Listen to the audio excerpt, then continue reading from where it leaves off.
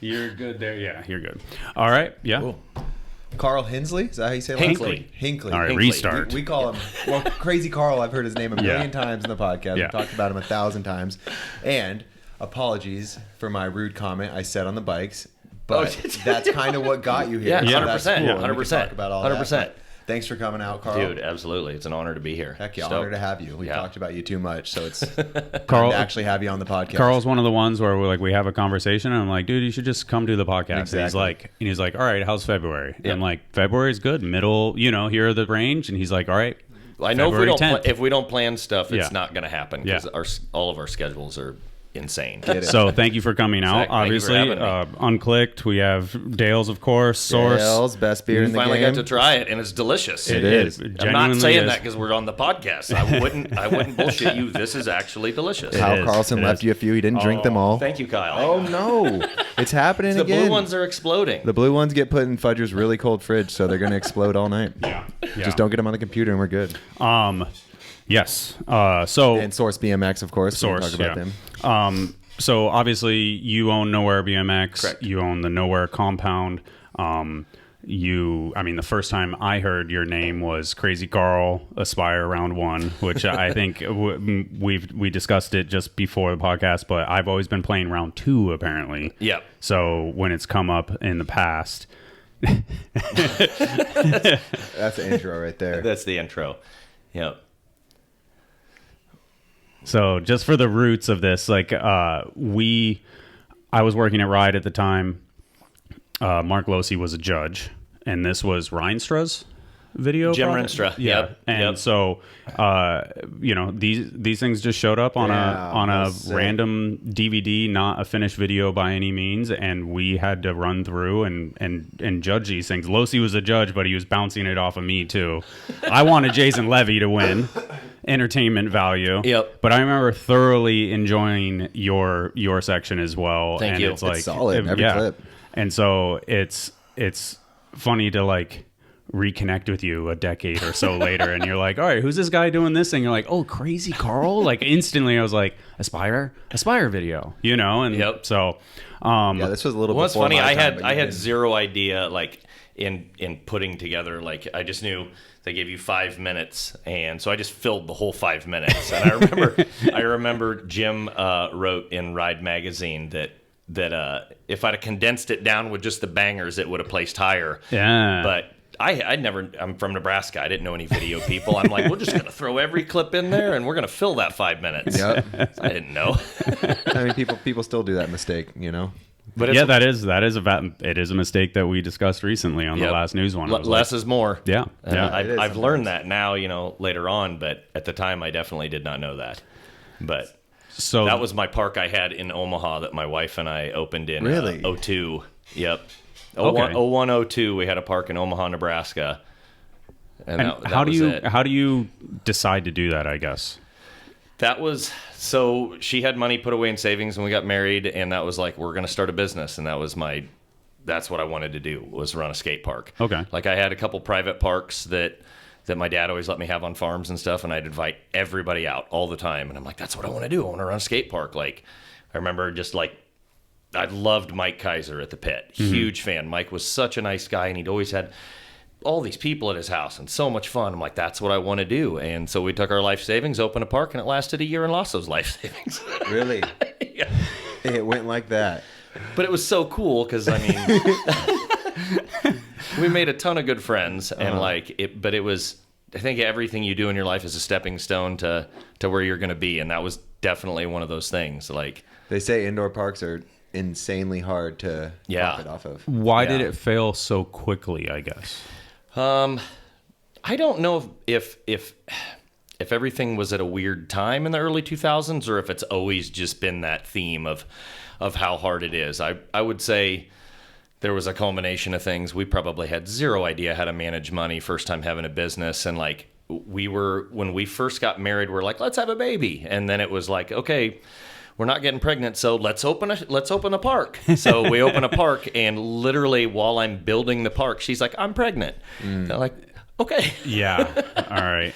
So- and as Two this big side of the things all table at once. knows, it does Yep. change things quite a Oh, bit, big especially time. that first one. Yeah. So, Yeah. And I think I learned a lot of things like later in life, like ways that I could have maybe ran a secondary business out of that business to help feed that business. Because I know a lot of the parks that actually survive, the owners are contractors and everything. And so that business can or have like start a to distro hurdle or a bike shop or anything. Like, well, and I did have a bike shop, did? but I know like Scotty Kramer's parents, I think dad was a contractor, stuff like that.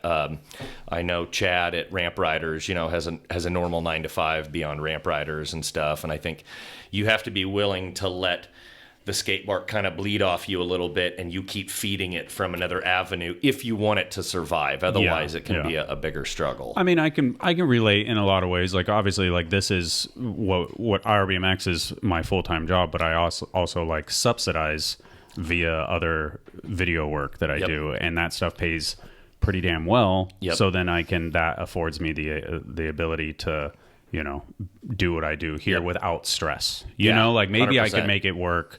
But if I couldn't, then I would, the rockiness of it would make it not possible. So, so that's, I mean, that's a fucking tough lesson though. Yeah. Well, like I'm a picker now, and everybody thinks my full-time gig is the bike company, but I'm like an American picker. I have 2 semis full of stuff, and I run an eBay store, and I buy and sell things. Like I part old motocross bikes with blown engines, stuff like that.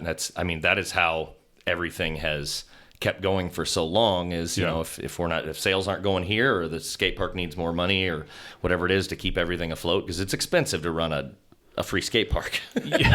So as I was going to say is one's a nonprofit, one is like a, relatively new company that obviously I feel like you're doing it at your own pace. You're not trying to like make it bigger than I'm not trying to blow up. I've always said that the guy I look up to in the business world is Chad DeGroot. I love where Deco has always been. It's always been by his way, and it's always just been really good stuff. And Chad's always been like one of the raddest human beings, and I've never wanted to be bigger than that. Just kind of be like Chad. Like Deco's the perfect brand. Yeah.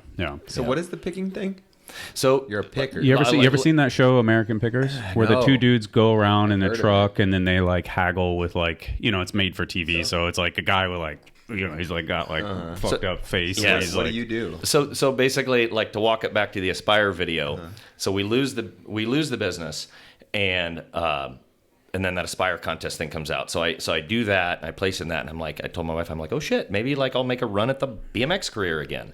So then the next Aspire's getting ready to come out, Aspire 2, and I think it was it Aspire 2? Yeah, no, it was Aspire 2, because there was a pretty good gap in between. So we went to film in Rockford at the Pit, and I heard they were closing, and that's always been my favorite skate park. So I was like, I told my wife, I was like, we're gonna go film there. And then I had this friend Dirty Dan, if you remember him from like the old kink videos and Dan stuff. Bogart. Yes. Yeah. He shot this gap in the park that was insane. It was like there was a quarter by the bathrooms, and then it recesses back to the vert wall, and then there's a quarter in the middle of the vert wall, and he goes quarter to quarter. And from what I remember right, this has been a long time. It's okay. But I told my wife, I want to go to the other side of the vert wall. And so we're there 10 minutes. So you wanted to go further than Dan did? Yeah. Oh, okay. We're there 10 minutes, and I shoot the quarter to quarter gap, and I go, okay, let's grab the camera. We're doing this. And she's like, we've been here 10 minutes. Calm down. And I go, I know, but I feel it.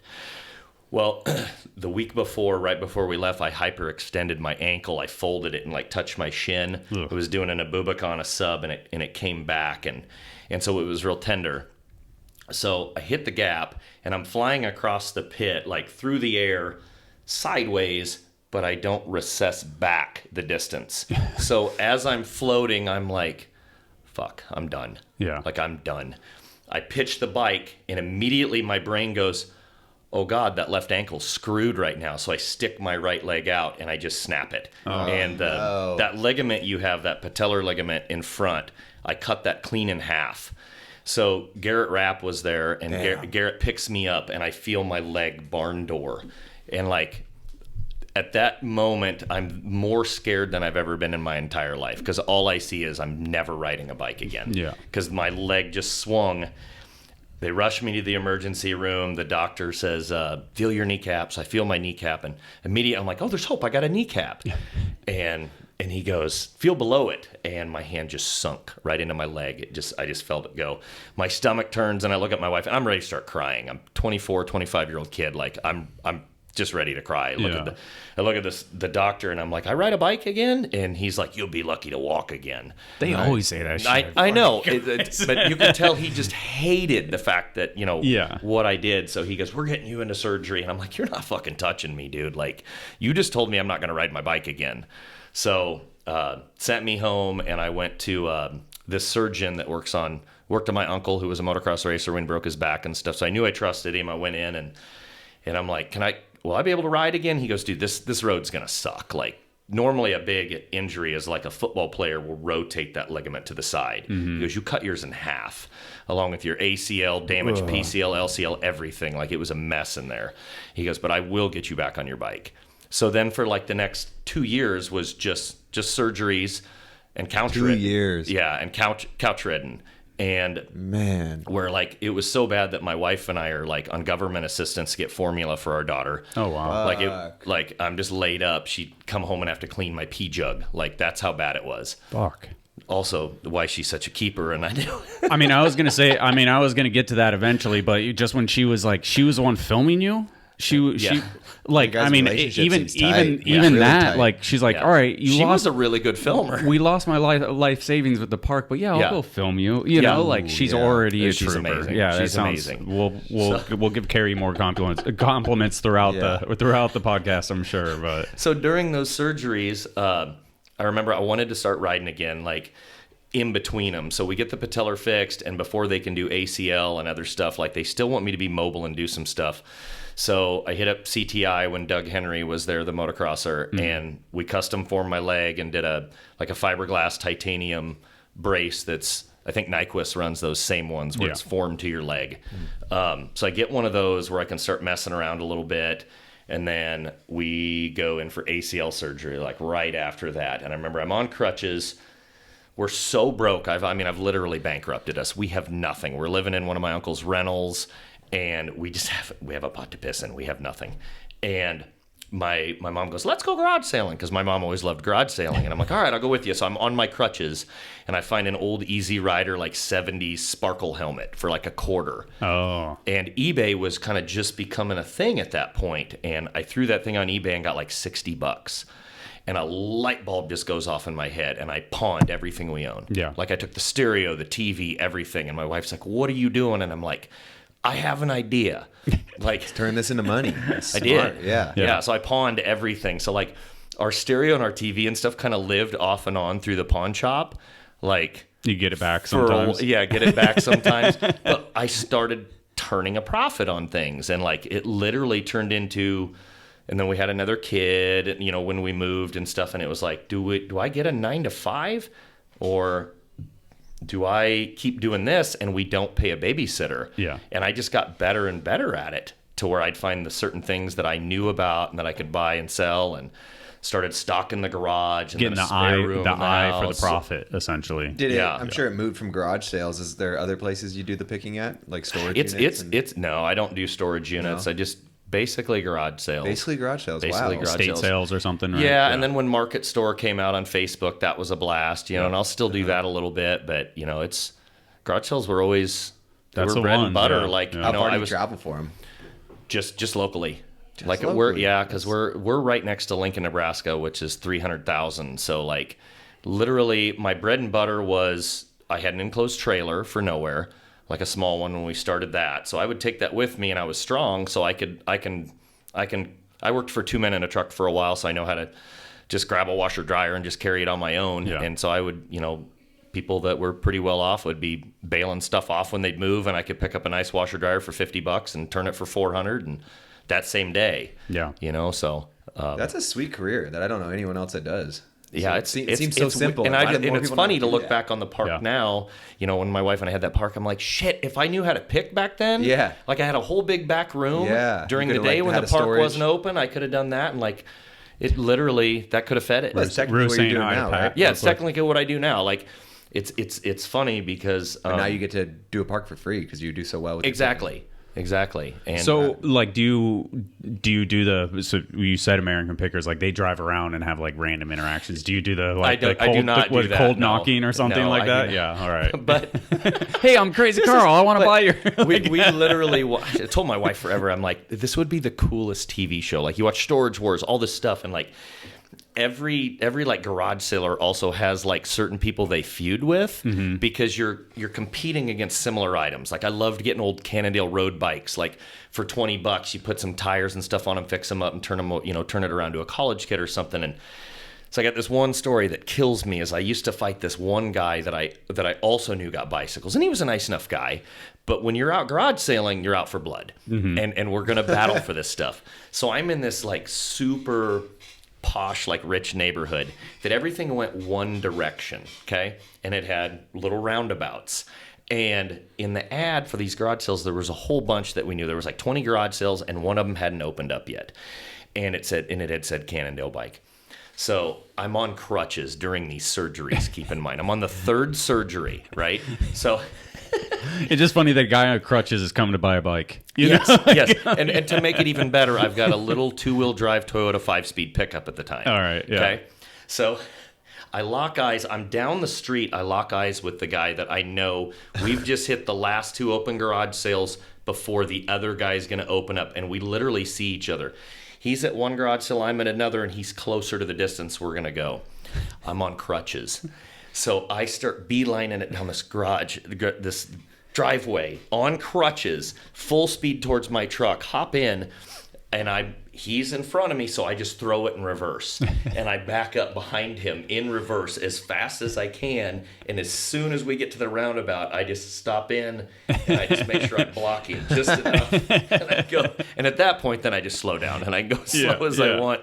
I'm rolling down my window, and as we're pulling up to the garage sale, this guy is wheeling out the Cannondale first thing, and I'm just rolling my window down, and I go, I'll buy that. Like, just, and you could see how pissed he was behind me, just mugging me. That's so good. And I've told my family, I'm like, could you imagine how funny this would be, like, to have a camera person with you, oh, yeah. and you're just making it's this, reality show that's right so-and-so, and yeah, like, yeah. oh, man, it could be. And it's like, so dude, you're doing it for, at that point, you're doing it for your livelihood, too. Yeah. So it's like, 100%. You're like, yeah, I'm going to fucking I'm going to get this. Yep. And you've been in a similar area the whole time doing it, correct? Yeah. So you probably know all your competitors. We know all our competitors and everything. And it's funny because, Nowear's gotten a lot bigger in the last 15 years, so I don't do it as much. I used to hit, and I'm talking literally thousands upon thousands of garage sales in one season. It's insane there's so many garage sales, because I don't see garage sales all the time, but I'm not looking either. Yeah, and if you're looking, on a good garage sale day in like a big city, I mean, there is upwards of 800-900 garage sales in one day. Damn. Yeah, in a big city. And you must start at like 4 a.m.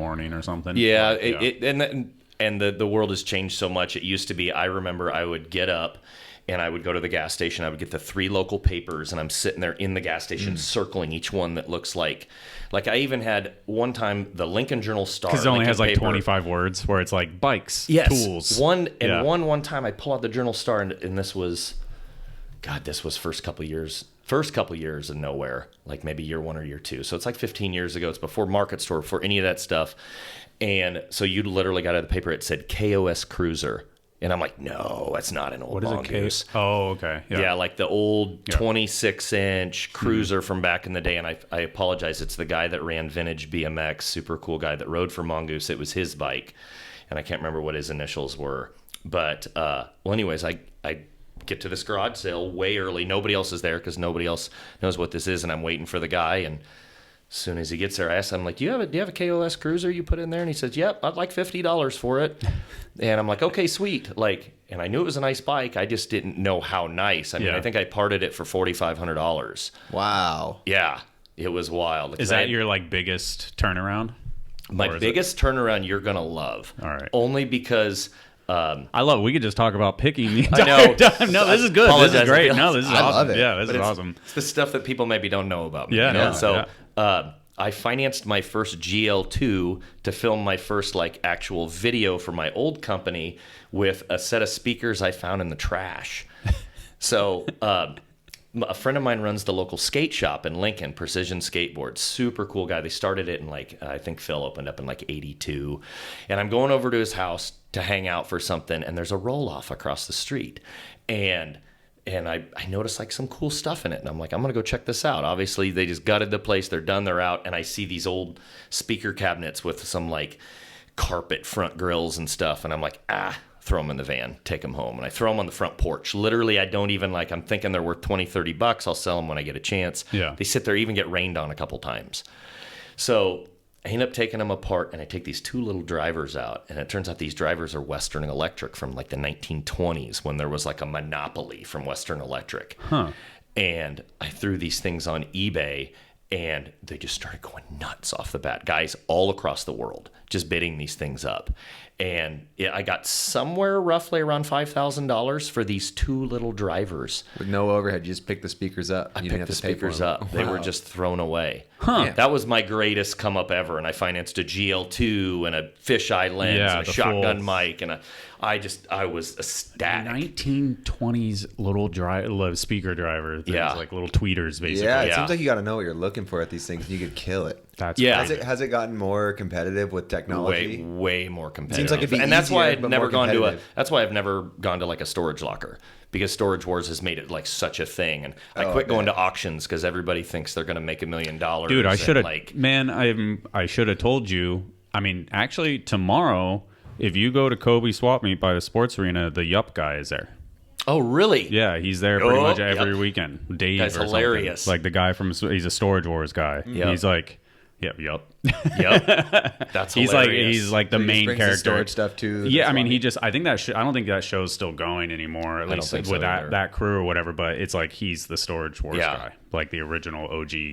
I saw him 2 weeks ago. That was definitely a quick off topic there.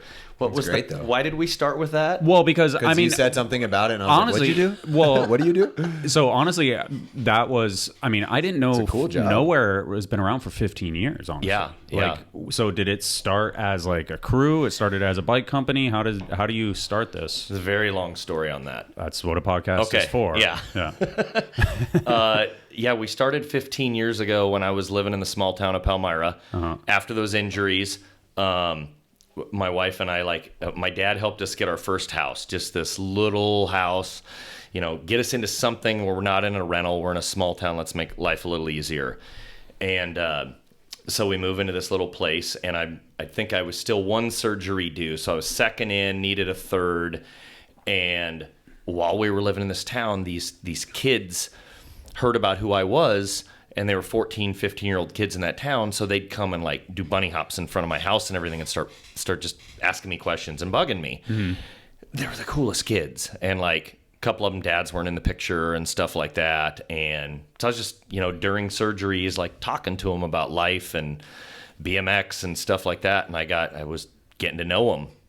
During that time, a meth lab got busted just down the road from us, and one kid was in and out of trouble, and it was really tough for him. And I had just lost my previous company, so I was kind of in a dark place. I was really depressed about BMX. BMX company? Yeah. I started a BMX company when I was 17. Wow. Yeah, and when I lost that, I kind of hit rock bottom. What was that? Stolen.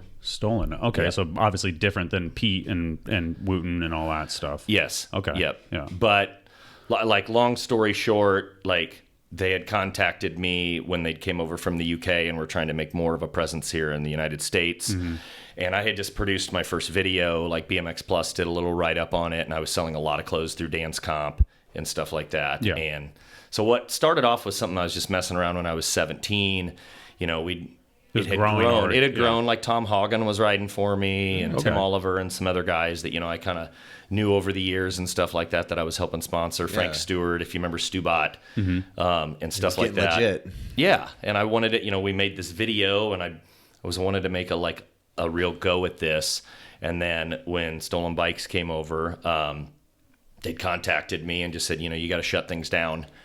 And I had researched trying to purchase the name years before, and the name, I couldn't get it because a girl that sold purses in the mall owned the name Stolen.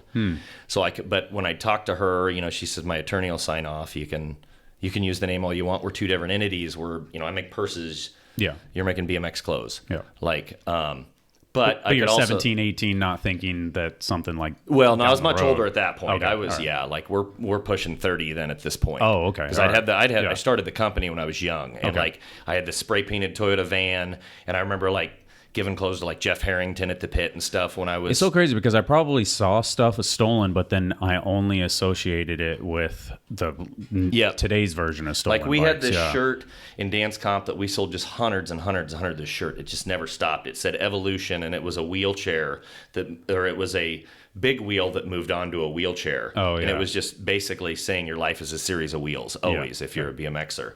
And we just could not quit selling that shirt. Mm-hmm. I mean, at the time, like I was talking to Frank at Dan's just the other day, and we were talking about how that era of bike clothes has kind of changed. You know, back then, you always wanted the new poor boy shirt or the little devil shirt or whatever. The funny, quirky shirts were a big thing, where now it's more brand recognition. Frequent masturbator. Who made that shirt? Isn't that sticker right? It's a sticker somewhere. I actually had a. Right here. I remember I had a. Do you remember Mental Jimmy's, the bike Yeah, shop? yeah, I had a yeah. Mental Jimmy's shirt. Masturbator. Who would wear that on their shirt? That's crazy. I had a shirt that I got in trouble for at school when I was in high school that I got at a Hoffman contest. It said, if you want good parts, call Mental Jimmy's. If you want something different, masturbate with your left hand. And I just said that down your T-shirt. it was just but that's It was a page out of a book. that's It's a what different BMX time. shirts were. Yeah. It was a different time. Yeah, it was a different time. Oh crap! I got off subject there. no, though. so What was that? So you're selling all the shirts and stuff Yeah, like that. yeah, so yeah, then yeah. stolen comes from the UK. So, and yeah, they- so my van was spray painted, stolen. All these skaters helped me tag it at this local park back in the day. So it was this old Toyota van, spray painted, stolen clothing with flames. Then I'd flip the hatch open, and I had all these funny T-shirts that I would sell out the back at these skate parks and stuff. So fast forward, yes, years later, the guys from Stolen contacted me and said, you got to shut it down. And I'm like, well, I've been doing this forever, and I can't just shut it down. Like, I can rename or whatever. And they, threatened to sue me. And That so sucks. That's all right. It doesn't though. That's the thing. Like everything is a journey. Like I talked about, everything is Always. stuff. They were As long as putting you're a positive ton of about money it. into their company. Yeah. And it wasn't going to suit them for us to have similar names and both being in BMX. So I totally get it. And it led me to then start Nowear later on. Like that's the way I look at it. Like, yeah, I was bummed at the time. Definitely bummed. And like I remember I tried like even renaming just to the abbreviation, just making it SCBMX, and like I made a run of clothes after that. And I'm like, I'm not feeling it. And then after the surgeries, and then like one of my first best friends then died in a motorcycle accident, and I was just that was it. Like I was done. And for the first and only time since I was like 3-4 years old that I quit BMX. Oh wow! And like I just stepped back for 2 years. And During it wasn't the that- surgeries or after? Like it when was you're it was healthy? it was during those. Yeah, it was during the surgeries, losing my best friend, losing my company. I was like, So you weren't even. I was done. And so then we're in that small town, and if it was not for those kids, man, those kids changed my life. And Danimal, who you know. Yeah. So He was one of those kids? Yes, Wow. I started Nowear around Dan. He was my inspiration. So during that like depressed funk that I was going through, and BMX was kind of in a weird time. It was with the internet, it was a really big shit talk era. Yeah. Which I'm not a giant fan of. Like I remember like hearing like how that kind of stuff kind of like hurt like Mira's mental state, stuff like that. Like I kind of felt that same way too, where I was struggling with some of the things that I was seeing, and I'm like, BMX like maybe isn't so positive right now. This is a good time for me to maybe just go back to riding motorcycles with my dad, because my dad raced for 30 years, and so I basically went to just I had a half pipe in his house, and I'd have the occasional session with a couple friends. But other than that, I just stepped back, and it was getting to know those kids in that small town that really started to turn things for me. I remember just like talking to my wife so many times about like, man, I wish I had like a company and stuff, and I wish I could help these kids do something. And I remember there was a skate park called Vinny's that opened up in Omaha, Nebraska, and I'm like, this park sounds really cool. So I tell my one buddy Chris at the time, I'm like, let's go check it out. So we go check out this park, and who's there? Danimal. Dan's there, and he's like an 18-year-old kid at this time. And when I knew him, he was like 14 and so talented. Like, he's always been talented. And I see him at 18, and I say, what's up? But then I'm more or less at this park observing. And Dan's over there destroying everything. Mm-hmm. But most importantly, he's stopping and like helping a kid learn to double peg. And his interactions were what I remember, like the guys that I idolized when I was younger, like Frank Stewart and Tony Hillhouse, the older guys that invited everybody to their house, were nice to all the kids. I left that day and I told my buddy Chris, I'm like, I have to start a company. Like, I have to do a company again, but do everything that I always believe is morally correct. I'm never going to compromise. I solely want to help, never stop helping. And I called Dan like a couple days later and I go, dude, you inspired me. Like, you are so talented, but I feel like you're from that younger generation that I remember of being so positive. Like, I want to base my company around you. Yeah. And Dan's like, whoa, like, and Dan's still like, we were even talking about this the other day. He goes, you're going to talk about that on the podcast, aren't you, homie? You're going to talk. I go, of course I'm going to talk about that. He's like, damn you. He's like, I still can't believe it's like, because he's so modest, and he's so modest. He's so talented. I felt the same way. Yeah. When I met him, I was just like, where'd you meet him at? I don't even know. Oh, okay. He was like one of the first people to stay at my house. Was it Pusher? In Mission Hills. Did you guys meet through Clay? I don't know. I don't know if we met through Clay. I think we might have met maybe actually. It might have been in Colorado, and he picked me up from an airport or something. I don't know. Or maybe it was when he got put on demolition back in the day. I don't know. I think I might have like probably told a demolition, like, you need to check this guy out. Could be, because I know he came out and he stayed with you for a little bit, didn't he? Yeah, he had a blast. Awesome. Yeah, and then we just kind of like lost connection. But man, yeah, same thing when I met him. Just like how good he was and how he interacted, and just like his positivity of just like his life vibe. In general. His vibe, it just radiates. Like, even when Dan is pissed, I still love him, but I haven't talked to him. Dan can be mad, and like, I always feel bad because I know if Dan's having a real rough time, you can see he's mad, but he's so fucking funny. Even when he's mad, he's so funny. He doesn't even know how to be mad. No, he doesn't even know how to be mad. He's like, oh, homie, like. And he's throwing his arms, and like he's got this goofy fun face, and it's like, Dan has given me so much life, and like I can never pay him back for like what he's done. Like, he's just the best dude, and like to inspire me again like that. So that's when you started Animal Bikes. That's when I started Animal. And then you had to cancel that too. No, I'm joking. No, obviously. Animal, yeah. So many weird stories. You say animal, and this is sidestepping, but I have to because it's so cool. So in 2015, we won a FedEx grant for what wife and I were doing for the kids at the time. So they fly us down to Tennessee, and there's 10 businesses that were chose out of 1,500 businesses, and so we're sitting around with the other 9 businesses and with all these like crazy big high up marketing people from FedEx, and they want to help us grow our brands. Yeah. Whoa. And I'm sitting with this gal that does something I think it's called Worry Woos, and she was on like Good Morning America and everything. It's these emotional stuffed animals that help kids and everything. Super nice gal. I've seen that, yeah. Super nice gal. And she's like, oh, you guys are the BMX people and everything. And I'm like, yeah, nice to meet you. And she goes, my brother has a BMX company. You probably never heard of it. Animal Bikes? And at this point, like, I'm freaking out, excited. I'm like, are you kidding me? Like, no way. One of the most core, best brands ever in BMX. And the next thing you know, she reaches out to Ralph, and then Ralph and I become buddies, and he's helped us with every jam since then and everything. But how I got to know him was through his sister. That's amazing. Through a FedEx grant in 2015. Wow. Amazing. That is too funny. It's so weird how small the world is. She's like, you've probably never heard of it. So I kind of want to ask about this grant thing too, but we'll get to that because I feel like the accolades and people recognizing what you guys are doing comes eventually. But you go, all right, Danimal is the spark for starting Nowear. Yes. Where does the kind of the name come from? Is there anything behind it? So I was always never planned on being a bike company. Yeah.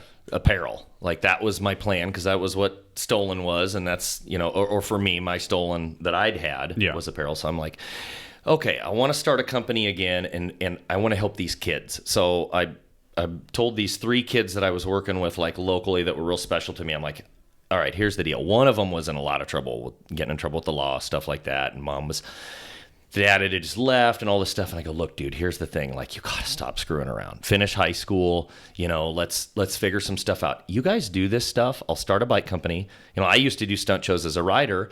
I go, I'll perform stunt shows. You guys can ride for me. Like, you can be a part of my brain if you get your shit together. And that's exactly, and all those kids still ride for me. And they're all sons to me now. Like, I love them more than anything. So like 15 years later, they're still involved. Yeah. That's amazing. Yeah. Yeah. So that's what we did. Like, we built a box jump. I constructed this very first box jump living in the small town of Palmyra, and we built it in the highway. So our home is on the highway. There's a highway that goes through town. So we build it, and I've got a garage that faces the highway. So I build this thing, and it's taking up half of the first lane of the highway. And I'm thinking, okay, we build it. We'll get it started, then we can take it apart and put it in the trailer. Well, we had so much fun riding it that first day, we didn't take it down. It was there for 2 weeks. We still talk about this all the time because we got a letter from the city that said, you have to move your big bike ramp. It's halfway in the road. It was halfway in the road. So we finally, we took it apart and put it in a trailer that I'd bought. But yeah, those 3 kids and Dan were like so how we started Nowear. I bought $500 in t-shirts. There was like the first like shirt that went nuts that right when we did, because I used to make funny stuff when it was a stolen. I've always loved Little Devil, Poor Boy, everybody that made funny shirts. Yeah. So I made a shirt that said, "Friends don't let friends ride Walmart bikes." I remember that shirt. And that shirt just used to sell out like crazy. We'd go to the Grands and everything. And I mean, we sold so many of those shirts. It was ridiculous. Yeah, they're big in racing because that's probably when I was racing. Yeah.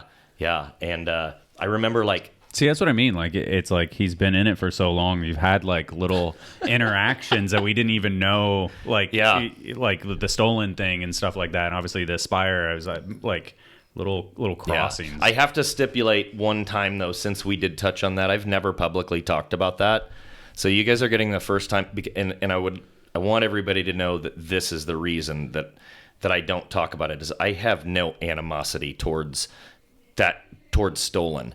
I think they're a great brand. Never talked about that publicly. Never talked about that publicly because I'm not being negative. No, I think, and I don't want that to come off negative that, you know, that I'd shut that company down. They had a lot of money vested in their company, and I totally understand, and it led me to a better road personally. So I just want to make sure that's you already stated that record, but cool stating. Put the stamp on it for sure. Put the stamp on it. Yes. You're a good dude, and you don't, you're not talking any shit on them. So where were we on that? Box jump.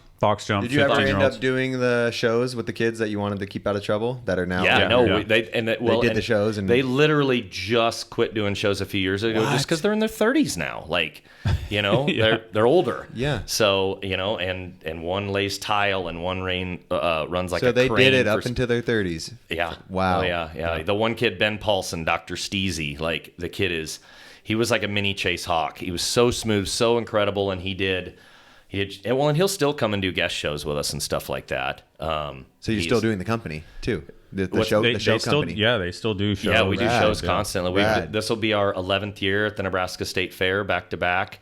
We've done a lot of like fun shows, and we performed in the Mall of America years ago. I took Jake there to do it with me when he was 15. It was me, Tom Hagen, Tim Oliver, Jay Schlee came to hang out with us, and he used to work at System Cycle. Right? Or QBP. Yeah, QBP. Sorry. Yep. Yeah. And then Jake.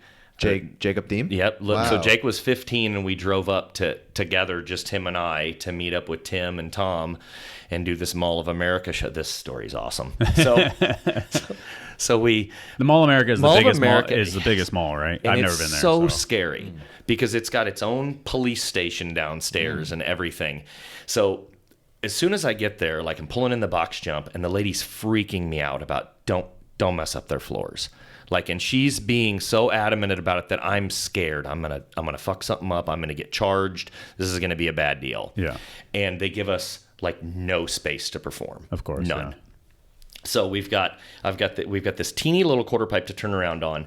My 4-foot box jump that we make like 4 foot at the time, because the top can go 4 or 8. Gary Laurent designed it, and it's very genius. You can set it up in like no time, and there's no stop after that. There's nowhere to stop. But thank God Tim and Tom both ran brakes. Yeah. Jake did not. So which made it a little tougher. But we get there, and the guy we're working for is this giant Indian guy that runs a casino, and he is scary. and like he lets me know what I have to say right off the bat and how I have to say it. And he lets me know with some intimidation where I feel like if this doesn't work out, I don't know how the rest of my day is going to go. And I'm very scared about this. And then he hands us like 4 sequence vests that are all too small. Just rhinestone sequence vests. Okay. And if you guys have ever met Tom Hagen loves rhinestone. Loves it. Yeah. What? Does he really? No, he's punk rock. And keep in mind he's jacked. Yeah. Tom is huge. Yeah. And he gets this like size small or medium sequence vest that he's supposed to wear. And Tom just looks at me with the most serious look. And he's like, "You are so lucky I love you, Karl." And when he puts this thing on, it looks like it's going to bust. So bad.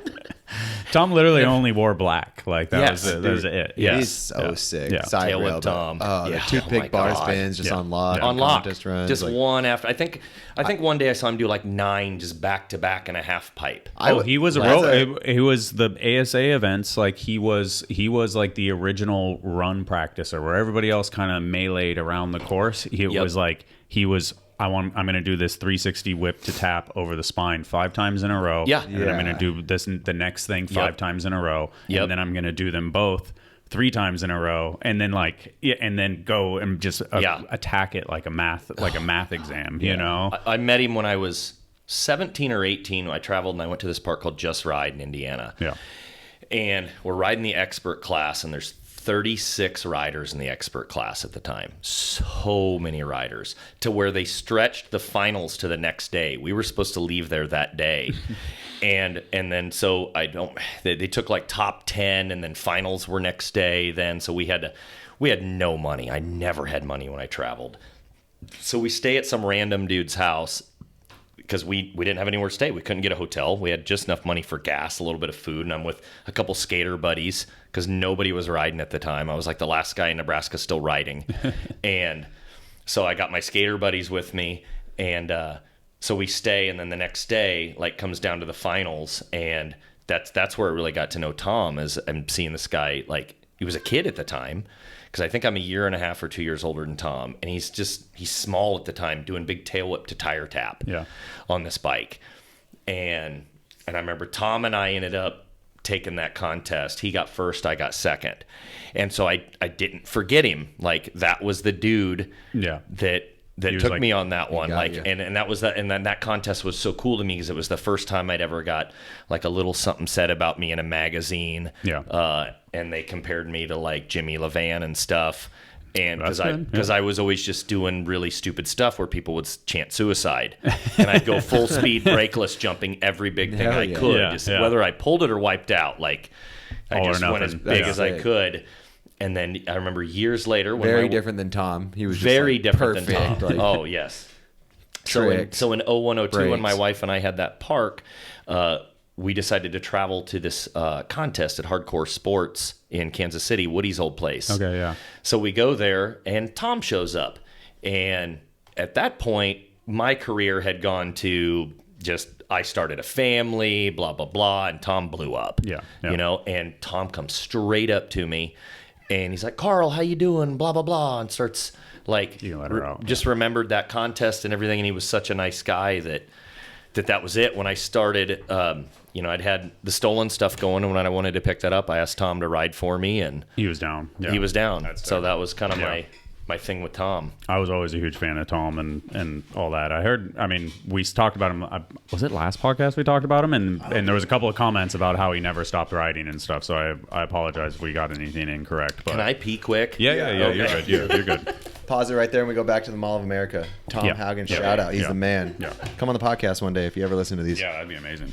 All right, took a little bathroom break, and then Mall America. Mall of America. Yeah. So basically, Mall America won. So you lots of shows. Like lots of shows. I still see. Like, are you doing still school shows and lots of school shows, lots of fairs, stuff like that. We used to travel quite a bit. Like we partnered with Mystic Lake Casino. That's what we were advertising for at that thing, which we were working with Q Productions. So then we did some shows out in like Reno with Fury 9 and stuff like that. Okay. So where I sent the team out with the ramps out there, and then I'd have to fly out and pick them up and stuff. So we were doing a lot of traveling like that until the nonprofit started to grow. When the nonprofit grew and I wanted to really focus my attention on being home more often, we stopped taking shows that are more than a few hours away. Okay. What is a nonprofit? The Nowear Compound. Yeah. That's the nonprofit organization, is the whole thing. It's the whole indoor skate park.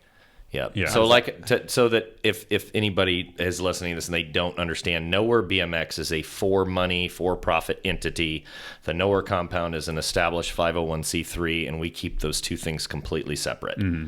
Like our bike shop that's at our deal, like I paid for the bike shop. That's my bike shop. That's for profit. Like it is, it's separate. Okay. Yeah. So when you said you started Nowear, and it's like you did the Walmart shirt and you did lots of shirts, didn't intend to be a bike company, but then you start doing shows, and then what's the next evolution of it? How long does the shirts and apparel and shows stage of it last? Well, I mean, we started doing shows in the beginning. That was part of it. And the shows have just steadily grown since day one. Mm-hmm. So that's never stopped. 15 years of doing shows, and it's really cool because it's become like a bread and butter for me to put money in the pockets of riders. Yeah.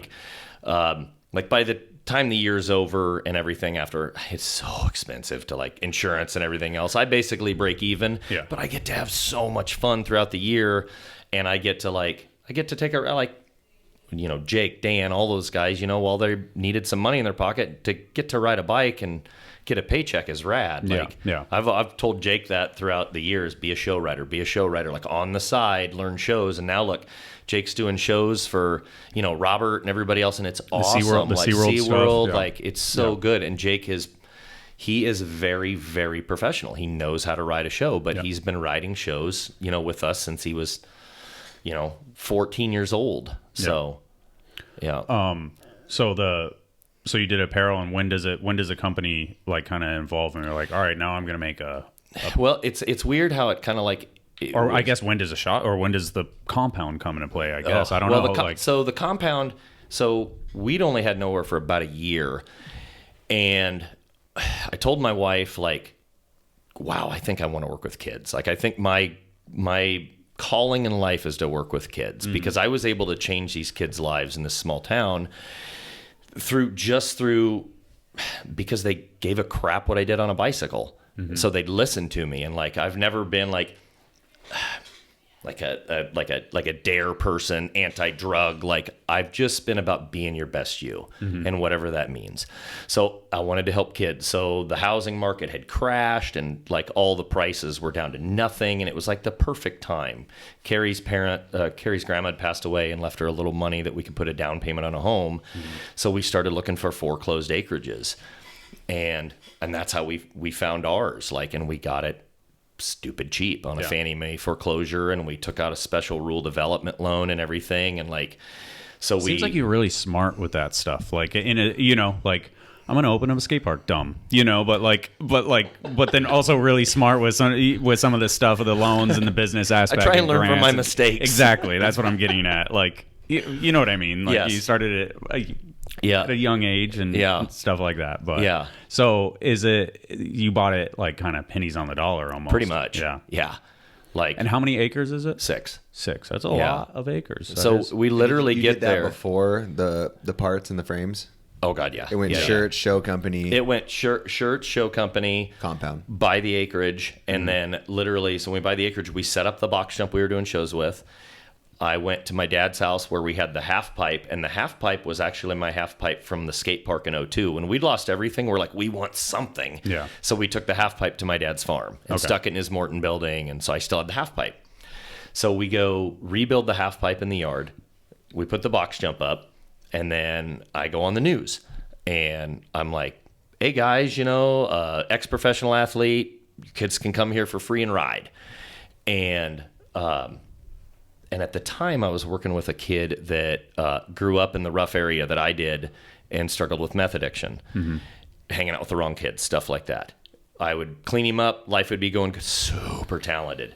and he would do shows with us and everything. And then winter would come around, right back hanging out with the wrong people, and in trouble again. So it was during that time and getting to know some kids like that. I told my wife, I'm like, God, Nebraska struggles so bad, like so many Midwest states. Like, I don't think a lot of people understand, like, bikes and skate parks save lives. Like, they literally save lives. Like, I'm here. I had a really tough time in high school where I was contemplating not being here, and it was BMX that saved my life. So I wanted to provide a place for kids year round where they felt like it was judge free and like they could feel like they're a part of a community, no matter how talented they were, no matter what they rode, anything. So I told my wife, I'm like, we need an indoor bad. So then a friend of mine at the time was like, hey, FedEx is doing this like grant contest thing. So we enter this contest, like, and that's, we do win a grant, but what we were shooting for first place. First place was $25,000. We were going to put a down payment on the building and stuff. So, and then second was 10, and everybody else got 5. Okay. So we were one in the 5 category, which was a blessing. It was an honor and everything. And that ended up, because that wasn't going to do a building, $5,000, we just extended our outdoor by double. So like we ended up doubling the size of our outdoor ramp. Is there footage of the outdoor ramp? Because the outdoor ramp looked really cool. What could I find? What could I search? You could look up any old corn hucket. Okay. Or BYOB. Yeah, BYOB, I think it was the original. That ramp went through a lot of, let's see. That is, there's the old ramp. I don't know if this is the best. That was a good one though, that shows good footage of it. Oh, it does? Yes. That was a good one. 2016. I don't know who put that together. BNC. I can't remember. Yeah. BMX News Channel. So how far are you from Lincoln, Nebraska?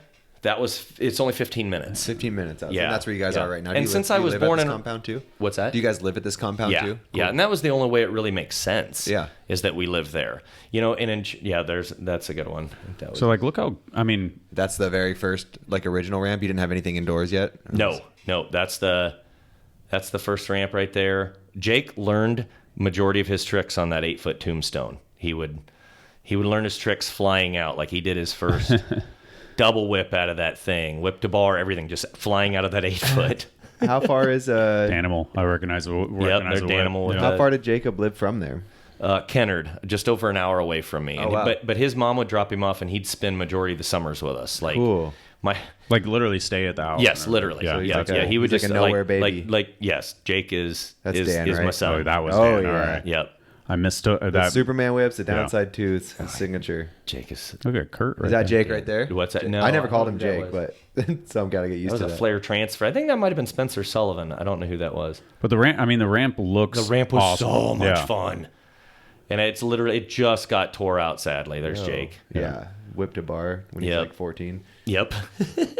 He's good. I think he just got put on Demolition Pro. Yeah. He's so nice. Yeah. His style, his attitude, how he can ride shows professionally. Yep. Like, I think he's just in the beginning of what he drove an hour and a half last night just to come have dinner with us. And like all my interactions have been great with that. And Jeremy came with him. I really like Jeremy too. Jeremy, to know him a lot. Oh, he seems really cool. Dude, awesome. he's so sweet. Yeah. Do they live together now?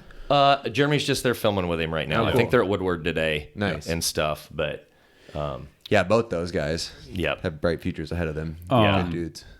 So, like, I guess where does you do have kids. You and your wife have kids. 3 kids. They're older now. Yep. But I mean, you have your own kids, and where does this motivation come from to like, you kind of touched on it, is high school, having giving kids opportunity, but like, I feel like we all kind of feel that, but we don't like actually go for it. Like dive in, like a driving. Yeah, exactly. Like how is it such a calling for you? I think it's just because it was so tough for me as a kid. So you really relate.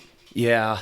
So junior high was my favorite time of school. Like I met a couple freestylers and it was awesome. It was the early 90s, and we were just like, street was just becoming a thing to us and everything, and riding around and just having so much fun. And it was that freedom and everything. And then high school started, and I was I guess maybe naive, thinking it would be just like junior high, but we went to a really heavy gang school, which is funny when you hear Nebraska, because you don't think that. But like during high school, I got a gun pulled on me several times. Like I remember we were 15, 16, and my buddy and I were playing pool with my dad and his friend, and we're like, oh, we want a few bucks off them, like from our parents. Let's go to the 7-Eleven, get nachos and stuff. So we ride our bikes down to 7-Eleven, and I'm sitting outside, and my buddy comes up to me, and he goes, dude, when I say fucking go, go.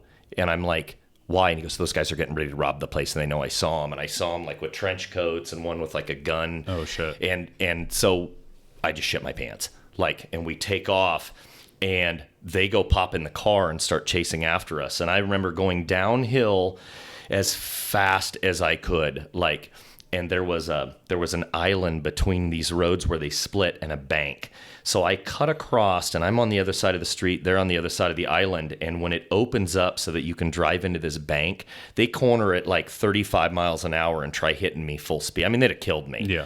Tried hitting me and missed me by feet. Yeah. We get all the way back to my folks' house. My dad and his friend has left. It was just my mom left. And my buddy's on the back of the fence, and I hear the car roll up, and one guy's got a gun, one's got a chain, one's got a bat, and they all just run out. And my mom's like, I called the cops. And then they take off. And that's just like, that was my first real quick experience of just like the weird crap that could happen. Yeah. But the first day of high school, I got punched in the back of the head like 3 times for being white. Yeah. Like, and it was such a heavy like race school that all the races had their own deal. And I just remember like that day getting punched like 3 or 4 times, and I couldn't do anything about it. And as like a 16-year-old kid going home crying, just thinking, I don't want to be on this planet anymore. Like life sucks. Yeah. But so as high school, like about halfway through my junior year, was just, I was trying to stay away from school as much as I could, and I finally got kicked out. That sucks. And I got sent to crazy like that. I got sent to like a preppier school on the other side of town, and I remember going there, and no race gave a shit about it. And I'm from a very diverse family. Like, a big portion of my family's Korean. My grandpa brought back my uncle from the Korean War, and my first interaction with like suicide was my cousin put a shotgun in his mouth at 16 because the race stuff was so bad. I remember being in 2nd grade at my elementary school, and I remember all the kids. I remember he was older than me, and I remember kids beating him up, yelling racial slurs, and like, I'm a little kid, don't know what to do. And then at 16, he takes his life. Fuck.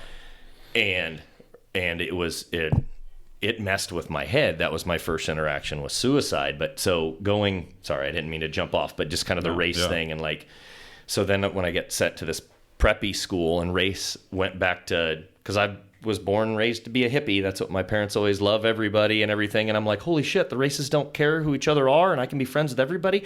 Oh my God, I can be a fucking BMXer again. Yeah. Like literally. And like, that's how I felt like I can just relax, ride a bike, and hang out with people. Yeah. So like senior year of high school was awesome. Like my buddy and I just skipped school to go ride BMX, and like still, but it was, like I say, always finding the positives in life. That was hell. That sucked so bad.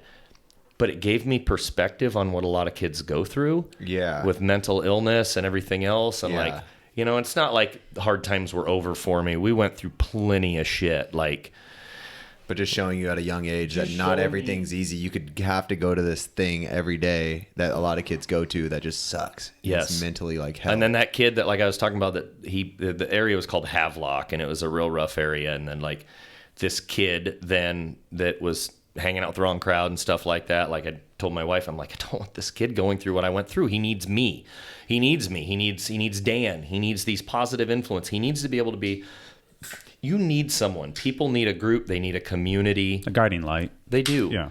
And so that was my thing. Like, push or shove, like we had to make this happen. And I remember, so when we came back, we didn't win the big grant or anything like that. And we doubled the size of the ramp. And I'm like, oh, and then that kid was getting in more trouble. And then more kids I knew were getting in more trouble. And I'm like, I have to do this. Like, and so then at that point where when I'd met with some of the marketing people at FedEx, they said crowdfunding's this big thing, and like we barely caught the tail end of crowdfunding when it was somewhat still okay. Now crowdfunding's horribly hard. Like it's so oversaturated that you wouldn't be able. I don't think you could do now what I did, and I didn't even pull it off entirely at that point. We did a year's worth of crowdfunding where I was constantly working at it, doing videos online, doing all this stuff. And I mean, it was almost a full-time job. What year is this? This would have been 2016. We were crowdfunding, I think, 15 and 16. Yeah.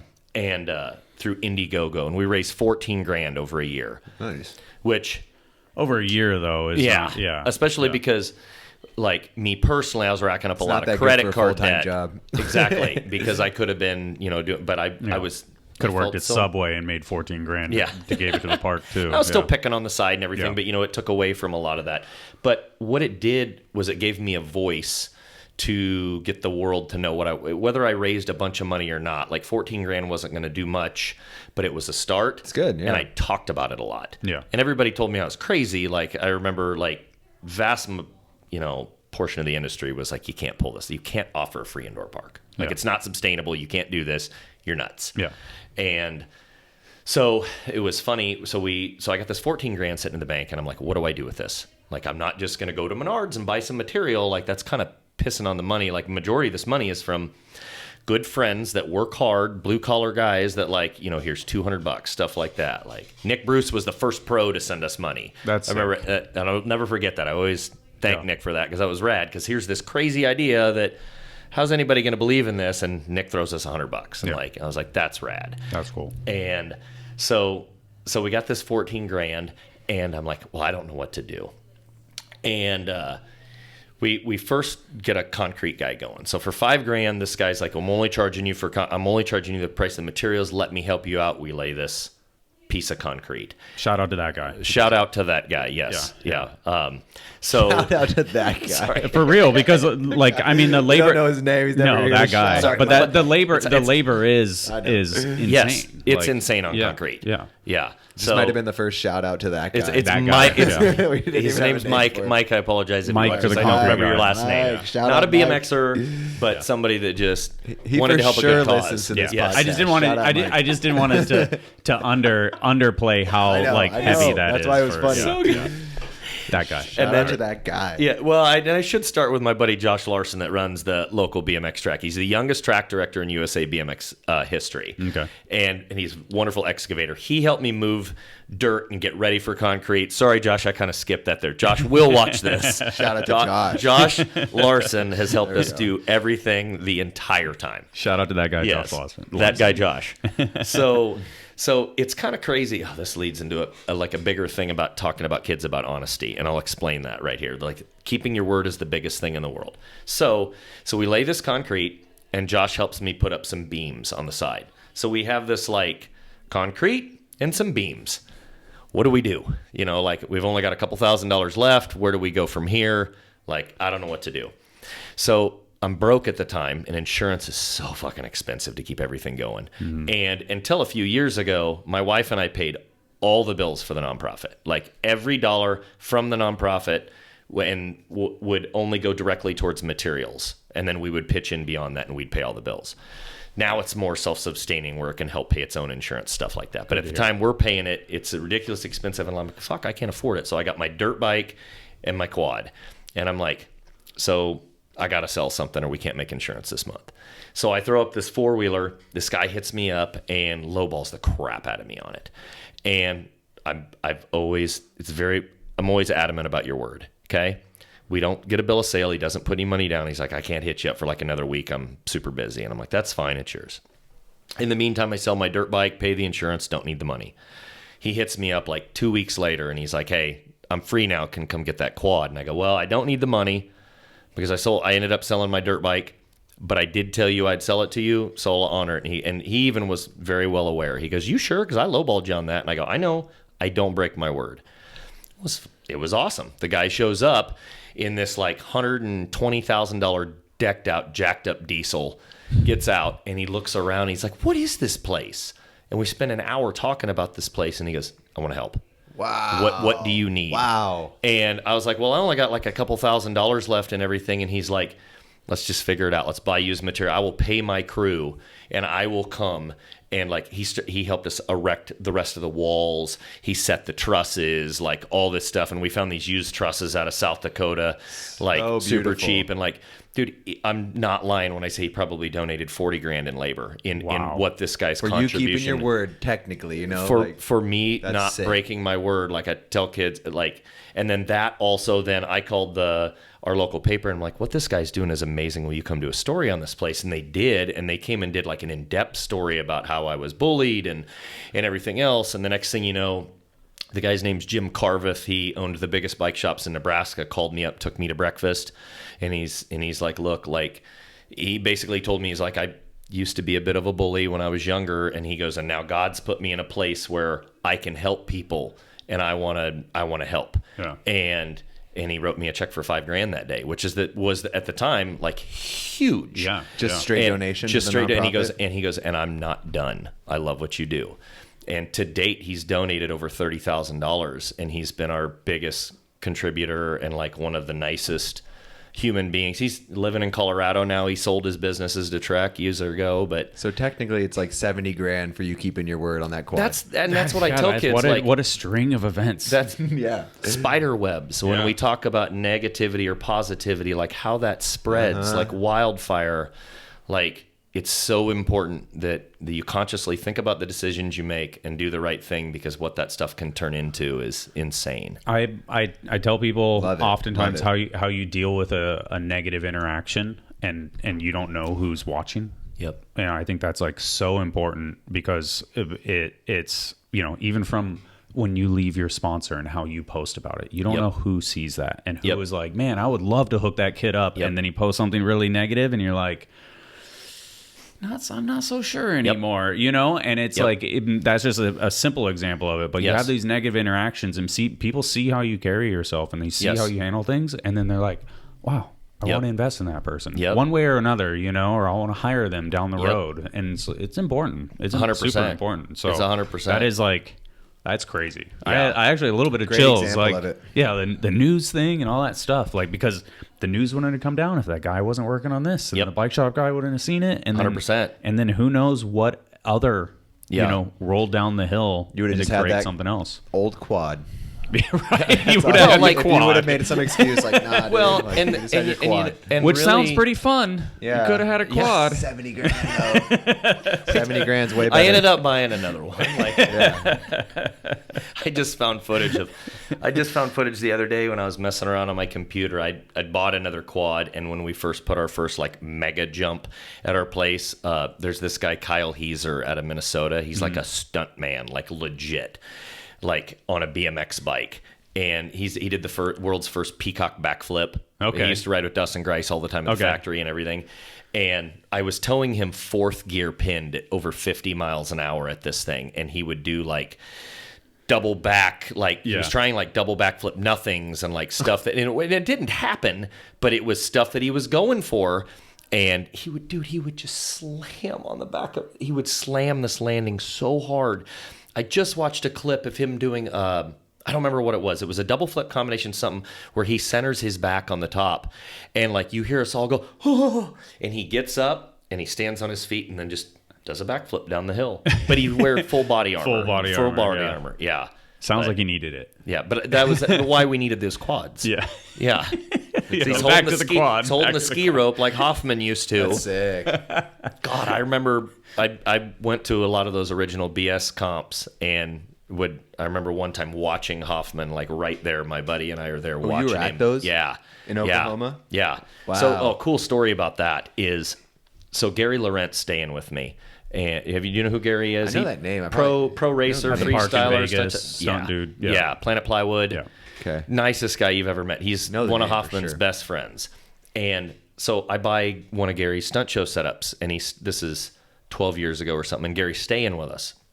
Stayed with us for like a week or something. He dropped the ramp off from Vegas, and I'm talking about, you know, because I know he's super close with Hoffman, and I'm like, man, Hoffman is such a badass. Like, I remember being at a BS comp in like 94 roughly, and Only time I've seen Dennis McCoy ride without pads too. Dennis the night before was just getting nuts. No pads, destroying everything. I'm a kid watching all these guys, absolute blast. And the next day, Hoffman's coming at this thing, and the runway's the sketchiest thing in the world. There's plywood flying everywhere behind him and everything, you know, and he's hitting this thing so ungodly high. And at one point he hits it, he comes down, and he trails off the runway, and I mean, he plummets. He digs into the ground. He must have slides 40 feet or something like that.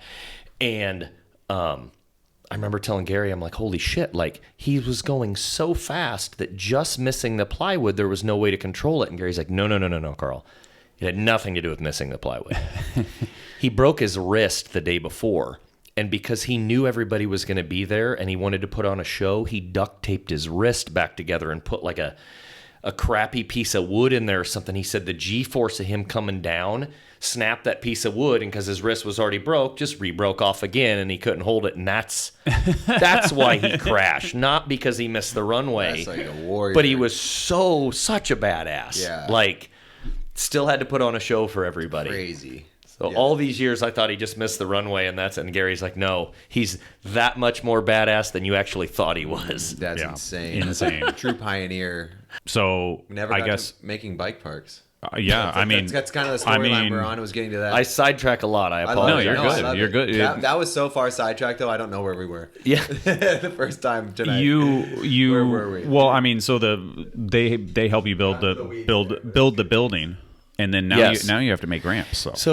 We're far from that yet. Yeah. But yes, like at least getting this physical structure up. I remember you talking about at a point too. It wasn't even like a warehouse. Because like we had to do a $50,000 spray foam job too. Yeah. Because we bought insulation. So this building was so big, it was going to be $20,000 for the tin.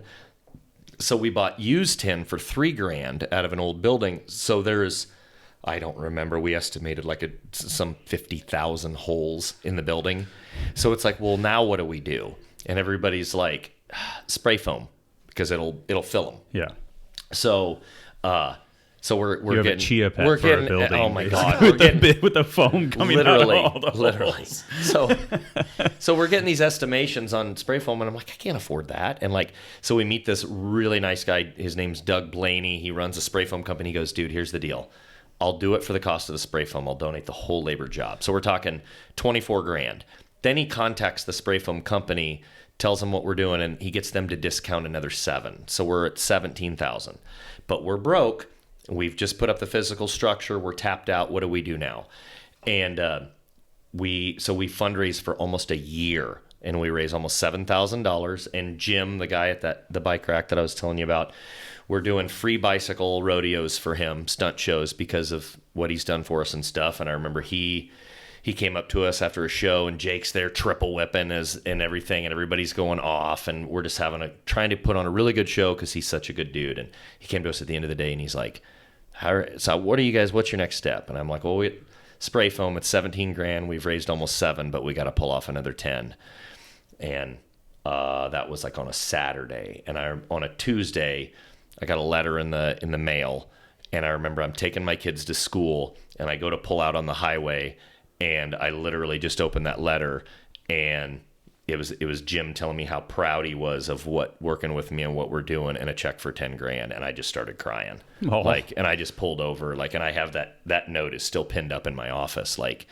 That blew my mind. Yeah. Like the level of kindness this guy had, and believing in what we were doing, because we weren't. This is Nebraska. Yeah. Nebraska cares about football. Like, honestly. Yeah. And it's really hard to get people to understand the importance of what we were doing in that area at the time, that like kids need this place, guys. Like, life isn't just team sports. These kids that like, a lot of kids that, don't feel like they have a place in life, in school, with friends, everything else, they gravitate towards individualized sports. The skaters, the BMXers, like all that. Like, we don't feel like we have our place a lot. Musicians. Yes, 100%. And so it was so important. And Jim saw that. And like that was a big turning point for me. Like, it was wild. And so that was cool. So then we were doing spray foam, and that was a big move. Like, and you fast forward now, and like we've raised money to do bathrooms and everything, and we have really nice bathrooms. Yeah. And it's crazy how far we've been able to come, but I mean, we've just never stop grinding. That's the thing. Is like when people told us no or you're crazy, like was so many times you could have gave up. Yes, so many and times. the common so thing many was times. the common thing that everybody said, Dennis, all the time is you can't afford to do this. And my brain just kept saying we can't afford not to, because if we lose one more kid that takes their life or anything else or doesn't find their place to drugs or something. The way you're looking at it is so powerful. Yeah, because that's the alternative. If you don't do it. Yep. And now we have hundreds of kids in Nebraska that ride, and whether it's BMX, scootering, skateboarding, or whatever, that our place is their home. It's where they come 2-3 days a week, every single week. Like, and now the indoor is good for winter too, right? It's not just a summer. Oh, it's all heated and it's year long, and it's all. There'll be a very heavy session tomorrow that volunteers are running while I'm not there. And so when when that concrete pour to when you or guys are like you have ramps in, that's like 3 years. Yeah, so we broke ground in October of. I can't remember if it was October of 16 or 17. Years just jumble in my head anymore. Yeah. We finished the box jump in July of 2020 during COVID. Okay. My son and I. My son was, well, he's 15 now, and so yeah, he was like 10 or 11. Yeah. And he could run a screw gun better than half of my friends. That's like amazing. At that point, because he just built ramps with Dad. Yeah. And I remember him and I built the box jump in the course of a weekend. And I invited Jake out, Sam Bussell, Jeremiah, and I'm like, come on out, guys, we got a surprise. It was the middle of COVID, and they came in, they're like, there's a fucking box jump. And like Jason and I had built this box jump, just father and son, and they were so pumped because that was the last piece that we needed to the park. And then, so we finished the park in July of 2020. Crazy. Sick. Yeah. I mean, so obviously COVID happens. That's great timing, like as you're saying it, it's like, all right, so was that a big deal there? Like, or is it kind of like a sanctuary? Like, yes and no. I would say none of us knew how to feel at that time. Yeah. So however anybody felt, like I always respected anybody's opinion on how they felt. Come or nobody don't. knew. Yeah. So like I was doing the dance of, hey, I still want kids to be able to come ride here. I know but like, let's social distance. Let's keep it to the certain number of people, stuff like that. Let's be respectful of whatever rules there are and stuff, and let's figure this out. But like, people still need to be able to use the place. We're social beings. We got to do something. Like I lost 2 friends to suicide during COVID because they were trapped. And it was a bad deal. And you need to be able to go out and be a part of things a little bit. And so we were still letting kids ride. We were just doing it in small numbers and distancing and stuff like that. But when, like, I guess. I feel like I heard you voice at a point too that there was also like naysayers. Yeah, of course. Yeah, as many. There was also like naysayers along the process because it was taking 3 years, and then like I think they saw you like, oh, you have a quad. How did you get a quad?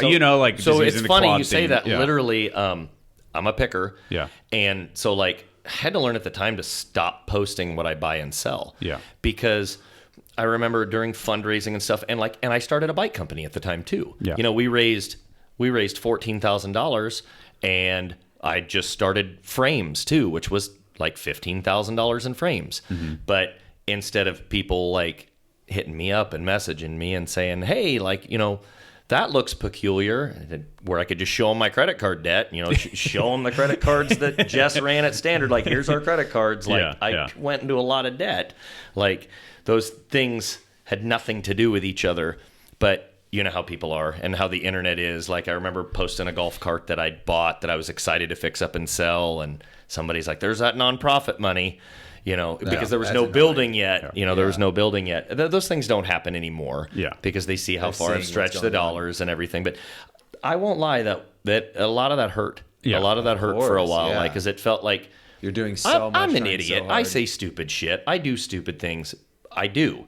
We don't. We've never said anything stupid ever. But I feel like I at least have integrity and I have good intentions. Exactly. And I would never. And sometimes it takes a while for people to see that, because it's human nature for somebody to be like, well, you can't do that, or that's impossible, or or they've been screwed over enough times where they go, this guy's going to screw you over. Well, and to everybody's credit, what I said I was going to do sounded nuts. Yeah. I mean, it really did. Like, how do you run a free indoor park? Yeah. Like, it doesn't sound like if for-profit parks can't survive, how are you going to run a free one? But I had just saw that if I'm doing it on my own land, mm-hmm. and if like basically we were able to do a lot of different things, like because Nowear did stunt shows, you know, we can buy insurance for this and we can umbrella this over here and like split things up, and like maybe we can make things more cost effective, and like there's just things. And if I just work my ass off, maybe I can pay the bills when they can't. And that's what we did. You know, we spent $100,000 of our own money paying, you know, the insurance for that and doing all that stuff and the electrical before we had steady donors that would, it could, well, and because I wanted every dollar to go to the indoor too, because I wanted to get it done, hurry up and get it here so kids could use it. Yeah. So, how does it run now? A nonprofit park. So at this point, so basically, since we had 6 acres, like we have the 3 acres, 1 3-acre now is kind of separated then for the nonprofit, and so that building and everything in it, that's how we run the 501c3 there. Other than like minus the bike shop. The bike shop's caught under the same tax bracket as, you know, Nowear and the business there. But yeah, no, we fundraise throughout the year. I mean, I would love to say the donations just come in, but like people need to see what you're doing. So we donate free stunt shows a lot still and stuff like that, where I'll put out a jug and I'll talk to the parents as we start, and, you know, they're dropping money in it. And that's where our team is so amazing. Like, wow. Jake and Dan and everybody, they would do any show at the drop of a hat to help us raise money all the time. Yeah. And is there a possibility for the state to get involved one day so you don't have to do this every year? Yeah, there is. And like so you already set it up for them. It seems like and they would love it. What's tough about that is I was so set on, I'm scared of the government, and I'm scared of government money. Mm-hmm. So we've paid for this all out of us fundraising on our own and local businesses helping us out. Like that is the whole place so far, you know, like almost $1 million setup that we've done for $200,000 that we've raised on our own. And amazing. We actually, so, and this will, I was excited to talk about this too. So this will kind of let me go into this point about when we were talking about kids and needing places and stuff like that. John Courts told me the other day on the phone, he's like, you make sure you drive this point and you talk so people hear this about like the need for not just parks, but about community. And that's what we're providing at our place is community. Like the old pros and stuff like that are there to help the kids, and we're there to offer a place year round. That year round thing is huge. Yeah. Because how many states, you know, kids fall to the wayside because they can't ride year round. So which leads me to like I invited this senator out that got to know us, that was a fan of what we were doing. Her name was Julie Slama, and she came out and spent 4 hours with me in my house talking about what we're doing. But before she left, she's like, can I give you money? And I'm like, I would love that, but no thank you. Like, and I'd probably take it now, but I was worried someone was going to change what we were doing, and I didn't want it to ever change. I wanted to be in control of everything we've ever done. And so I probably shouldn't have turned it down. Now I see that there's, you know, it's not as taboo as I thought, and there are good. Well, can you explain? Sorry, I was thinking like she just wanted to donate. She wanted to give you government money. She wanted to give you government money. Yeah. What was your fear of like what they would? I give you this money and you have to. I see what what our local track goes through and stuff like that, and them just feeling like they might come in and want to put some type of regulation or something. I don't know what it is. I just know that or there needs to be 6 people on staff or for something. Yeah. Or, you know, we always wanted to be in control of everything, and like, and I think I was probably just too nervous, and there are good things we can do. Okay. Respectable when you've built it all yourself, and then when you like have it completed, and then you go, you kind of open it up to this idea of somebody else. That's respectable in a lot of ways. I'm going to pee. So you had a point that you wanted to... Yeah. So, and this is something I really, really hope that is a possibility for the future in making this happen in our state, and then maybe other states around the country, is what I was telling Senator Julie Slama was I felt like the reason our place works is because that sense of community, because I'm there to be able to personally help these kids. And I was like, that's a really big deal, is the presence of an ex-athlete and whatever, skateboarding, BMX, scootering, whatever it might be. Like, they're the ones that control the narratives half the time. Like, I went to Colorado one time to Evolve Skate Park, and these scooter kids were just being punks. And the bikers were being dicks to them.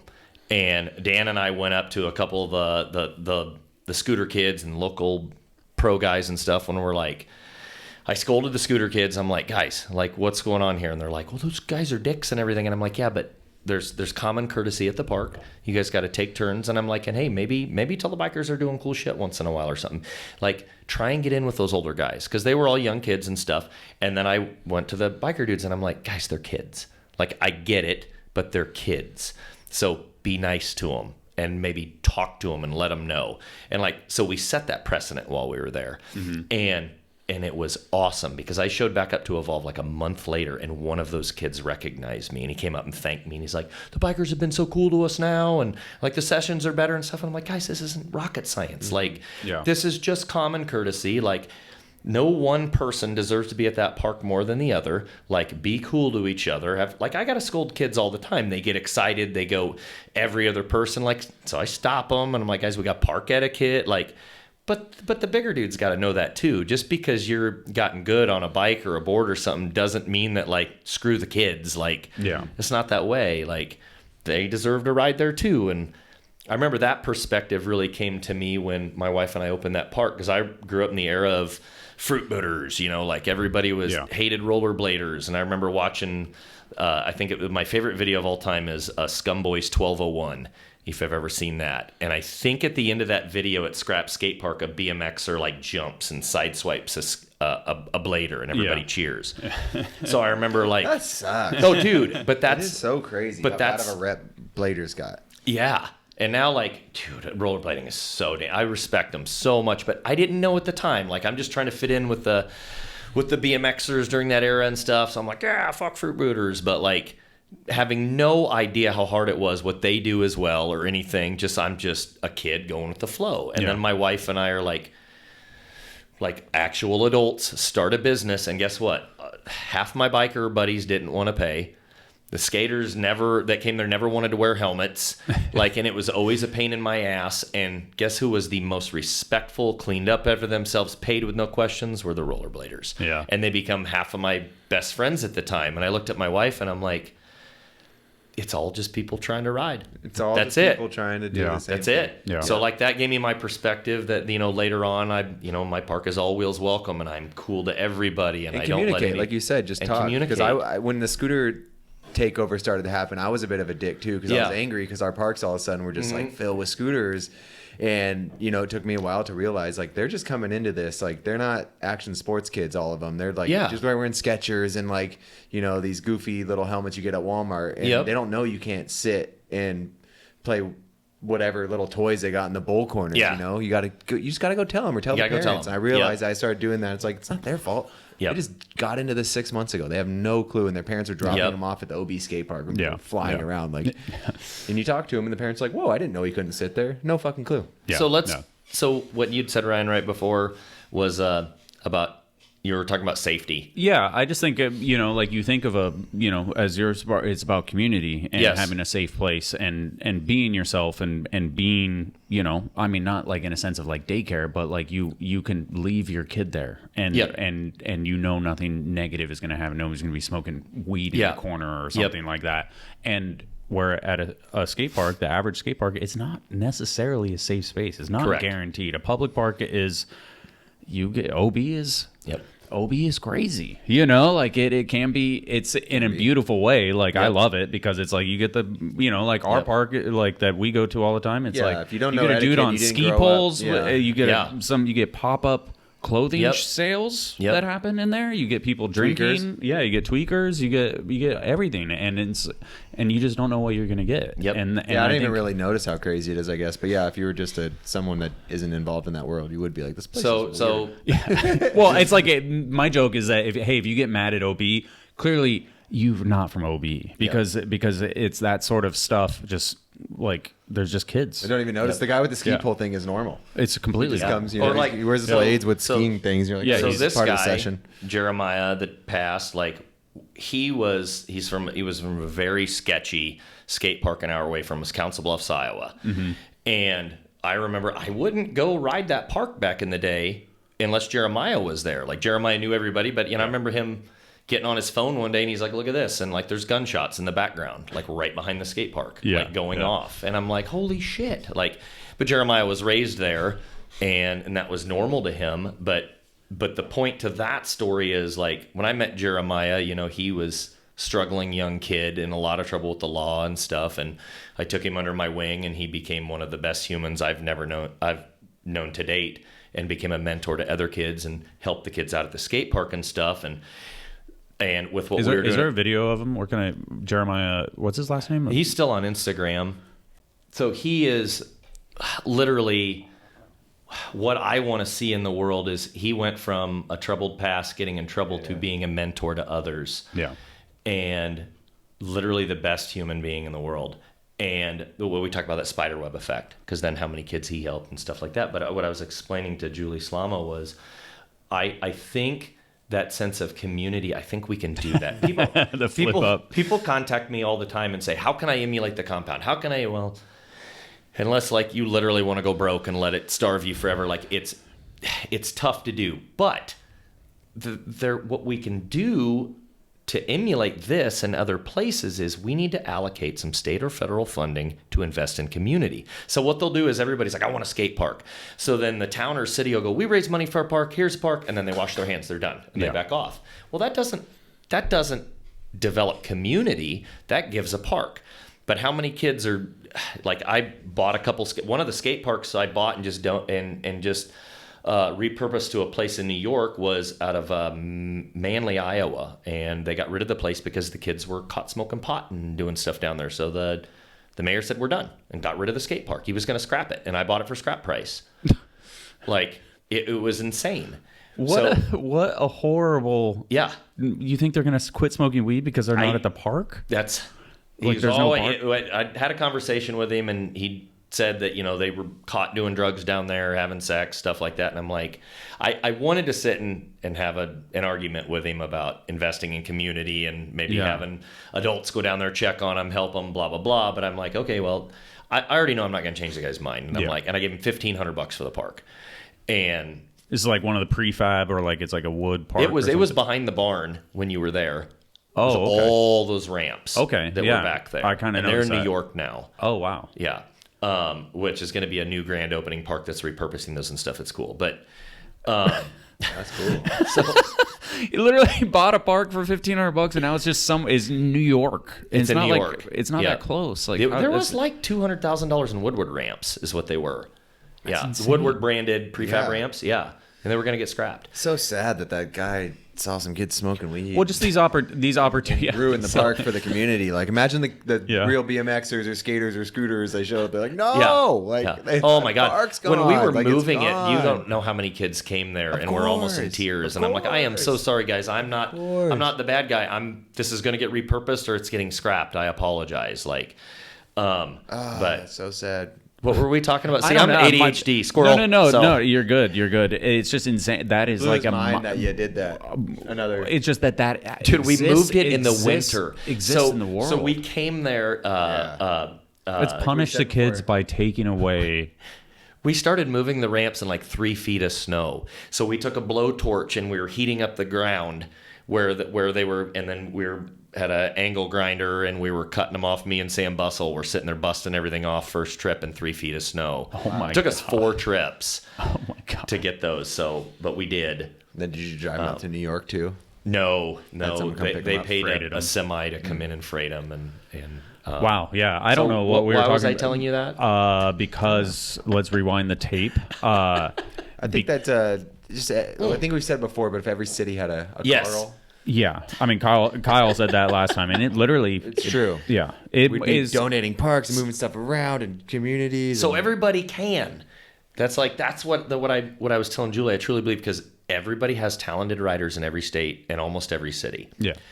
That would love to make a few bucks doing something cool. So how about this? How about we allocate some money, state, federally, whatever, where we say, let's say, Dennis Enderson, let's say you're here, right? Whatever. Let's say whatever county or whatever in the park you ride the most. Let's start a Facebook page for that park, and let's say the state says, the state of California says, all right, Dennis, we're going to pay you, and they'll vet the riders, of course, to make sure they're safe people, stuff like that. We're going to give you $40,000 a year, and we want you to run the BMX community in this area, and then you have this Facebook page for that skate park where parents can go on and say, oh, okay, look, every Tuesday and Thursday, professional athlete. I get used to just saying the older guys that have gone on. Yes, okay. You can call me never professional. Sorry, I was thinking of a way for a lot of guys that are still trying to find their way in the industry, a way to make a few bucks. So let's say you could make X amount of dollars for every Tuesday and Thursday. The mom looks on there and says, oh, look, and here's Dennis's phone number, and then call up and say, what could we bring to the park? And you're that introduction. Not only are you there to help a kid maybe learn to drop in a ramp and stuff, but introduce them to other kids that ride and friendships and guide the mom and, hey, you're looking for your first BMX bike? Oh, but you don't know that you can spend $400 or $500 at the bike shop? Check Marketplace. Maybe let me know and I'll tell you if it's a good deal. To be me, because that's what I do, to be that person, if you think about, so in the state of Nebraska right now, it's, I think I just looked up the statistics, $68,000 a year to incarcerate someone. So that's what it costs in tax dollars. Can you imagine, so how many kids get caught up in the wrong way that end up in the system? And I know a ton of those kids, because I help a lot of those kids, and I know a lot of kids that I've saved from the system and the amount of tax dollars it saves. What if we just take a portion of that money and invest in professional athletes or ex-professional athletes in scootering, skateboarding, and biking so that they can go and be that face at that local park to develop community? Invest in that. I mean, how much do we spend on the skate parks? Dude, millions. I want to give you I want it to be it's insane. Yeah. I mean, that's it's something I've never heard of before. And that's as somebody who's been hearing shit for 20 years, I've never heard that. And I don't understand why keep it wouldn't one kid work. out of jail, your state money's already going to a better place. And that's where when I go talk at Rotary Club meetings and stuff like that, this is what I'm trying to talk about right now, because they want to hear money. They want to hear dollars and cents. And I truly think this could work. And I wanted to Senator Slum was not in office anymore, sadly. She was going to help me propose a bill to the state of Nebraska, and it was going to get me some money to start. Well, I have faith. I have faith that something else will come through because doesn't that just sound like it could work? It sounds like it's if you think about that money and investment and stuff like that in these cold states, Courts and I were talking about this in depth. That dude is so damn smart. Yeah, shout out to John. Yeah. We were talking about the need for an indoor, the year round. If you think of the money we spend, if you've got somebody we're talking about guiding it in that area or something, then it's typically why you don't have a free indoor paid for by the state is somebody's got to run it. Yeah. Outdoor they can just leave alone. But if you're investing in those people, why couldn't you then? Because then an indoor in an area that's let's say isn't super great for commercial buildings and stuff, give them that and spend 100th on the ramps because you can build them out of wood rather than concrete and everything. So and then take that money and push it to where you can invest in the individuals that can have a personal touch, then you can keep it open year round. Yeah. And keep it going. But is there any other countries that do this kind of stuff? I feel like other countries kind of have their shit together in different ways, where they spend their tax dollars better. Yeah, I'll tell you the one thing, and don't quote me on this, from the little bit of research I've done and what I remember when we were trying to figure out things with insurance, I'm fairly certain that there are not frivolous lawsuits in the other countries, and that's a lot of the reason they have more parks or at least private parks, is not the fear of being sued. So insurance prices are probably way down too. Exactly. Yeah. It's funny here at least in San Diego is that we've had parks like the park that most people see outside of San Diego is Ocean Beach, and that park originally it began as skateboard only, had a monitor and a little skate shop, a tiny little 8x8 thing, and then it lasted 10-15 years or something, and then they're too expensive, we're not doing this anymore. Yeah. One park, the richest area in San Diego, Coronado, has been 25 years. They had an attendant, right? Yeah, they were the last one. Ended 2 months ago. Wow. And finally, they're all right. Kennedy Skate Park in El Cajon still has that. All right, one other park. There's only one other one that I can think of. So the Coronado there's only one left. And it's and 25 years, they paid somebody to just sit there and be you don't have elbow pads on. Yeah. And that's what the person did. That was it. Nope. Your kid, like, I tried to take my kid there. Nope, your kid's 5. Moral to the story is moral to the story is millions of dollars wasted. Exactly. I feel like a lot. Yes. Yeah. I do. And where they could have somebody that is a, running actual, programs there. Because, exactly. That could be like an amazing place that's thrived to see. But in Coronado, there's not been one professional or even like amateur rider that's come out of there besides mountain biker, which has nothing to do with that. Ironically, he drives far as fuck. He tried to get people to let people. He tried to get bikes allowed in because bikes weren't even allowed for 20 years. So he rides there now, but it had nothing to do with his success. Yeah. So it's crazy when you have cities dump money into stuff and it's just in this blanket blasé way. And it really can make a difference. When it takes somebody spitting knowledge in that manner, just like those you facts just did, right there, you know. So, I mean, luckily we do have that. We have a Gary Young, who works for the YMCA, who is a director. I was literally going to say the Y is the one I remember going to. I remember going to Pat Dennehy's vert ramp in Boulder, Colorado, when I was like 19 and riding that, and that was a YMCA. The YMCA has done wonders for wonders, parks. Because they have the summer camps, and it's like it's a BMX camp, it's a scooter camp, it's everything, and it's people passionate like you that are teaching kids not only about how to drop in, but the aspect of life about getting back up and all that stuff that comes along with BMX. And just parents being able to drop their kids off somewhere where they know it's more than just a skate park that they can just walk out of. It's more of like there's people with eyes on everybody. And there's not drug dealers walking into the park. Well, and that's what parents ask me all the time is when they first learn about us, they're like, you're in the middle of the country. Like, I'm 15 miles away from Lincoln, and I'm 45, 50 miles away from Omaha. And the only things near me is farmland and a couple small towns. And they're like, why are all these people coming all the way out here to ride this when there's parks in Omaha and stuff like that? I'm like, because they feel safe here. Like, they know what they get when they come here. They can read a book and sit on a picnic table, and they know me and Wade and Sam and the other guys, we're all taking care of them. Like, we're watching them to make sure that... That's a good point. That they're okay, and none of us are perfect, but we're going to try and be the best influences we can. What about... Brad. When I've tried to explain it to people, I've kind of explained it as like, it's like the internet didn't exist there. Like you guys grew. I heard that, yeah. You guys grew on a branch. Well, it did when I was younger. Yeah, you know what I mean, though. Like you guys grew on a branch, and nobody was like, "No, the tree's supposed to go this way," and you guys just like kind of did your own thing. I think and you that guys started from day one, though, with me, because I remember getting so much shit for showing up to contests with no brakes because people were not brakeless back then. Nobody was. Like, that's where suicide came from. That when people would chant suicide is I had no brakes in an era that everybody rode brakes. It wasn't until I met the Gons later that I saw another fellow brakeless rider. Crazy. That's crazy. And it was wild because I remember we showed up to this. It's the first time I've ever been introduced to an airbag. I get invited to do this show in Madison, Wisconsin, and they bring in a 14-foot X Games vert ramp, which is terrifying. Of course, I rode the vert I rode when I was a kid. Tony Hillhouse had a vert. Dr. Smooth, the old pro vert rider, he was like our idol as a kid, and he was from Lincoln, Nebraska. He had a 10-foot vert, and that's what we rode. 10 foot. Yeah. 10 foot's nice. Not 14. Yeah. Not 14. 14's crazy. So there's this 14-foot vert ramp, and then there's this ski jump, a literal ski jump. It's this wide, and you go up a tunnel. You walk up this tunnel, and you rope your bike up, and I remember 20 feet. I don't know if that's what it was, but it was in their giant auditorium where they have bands play in Madison, Wisconsin. Uh-huh.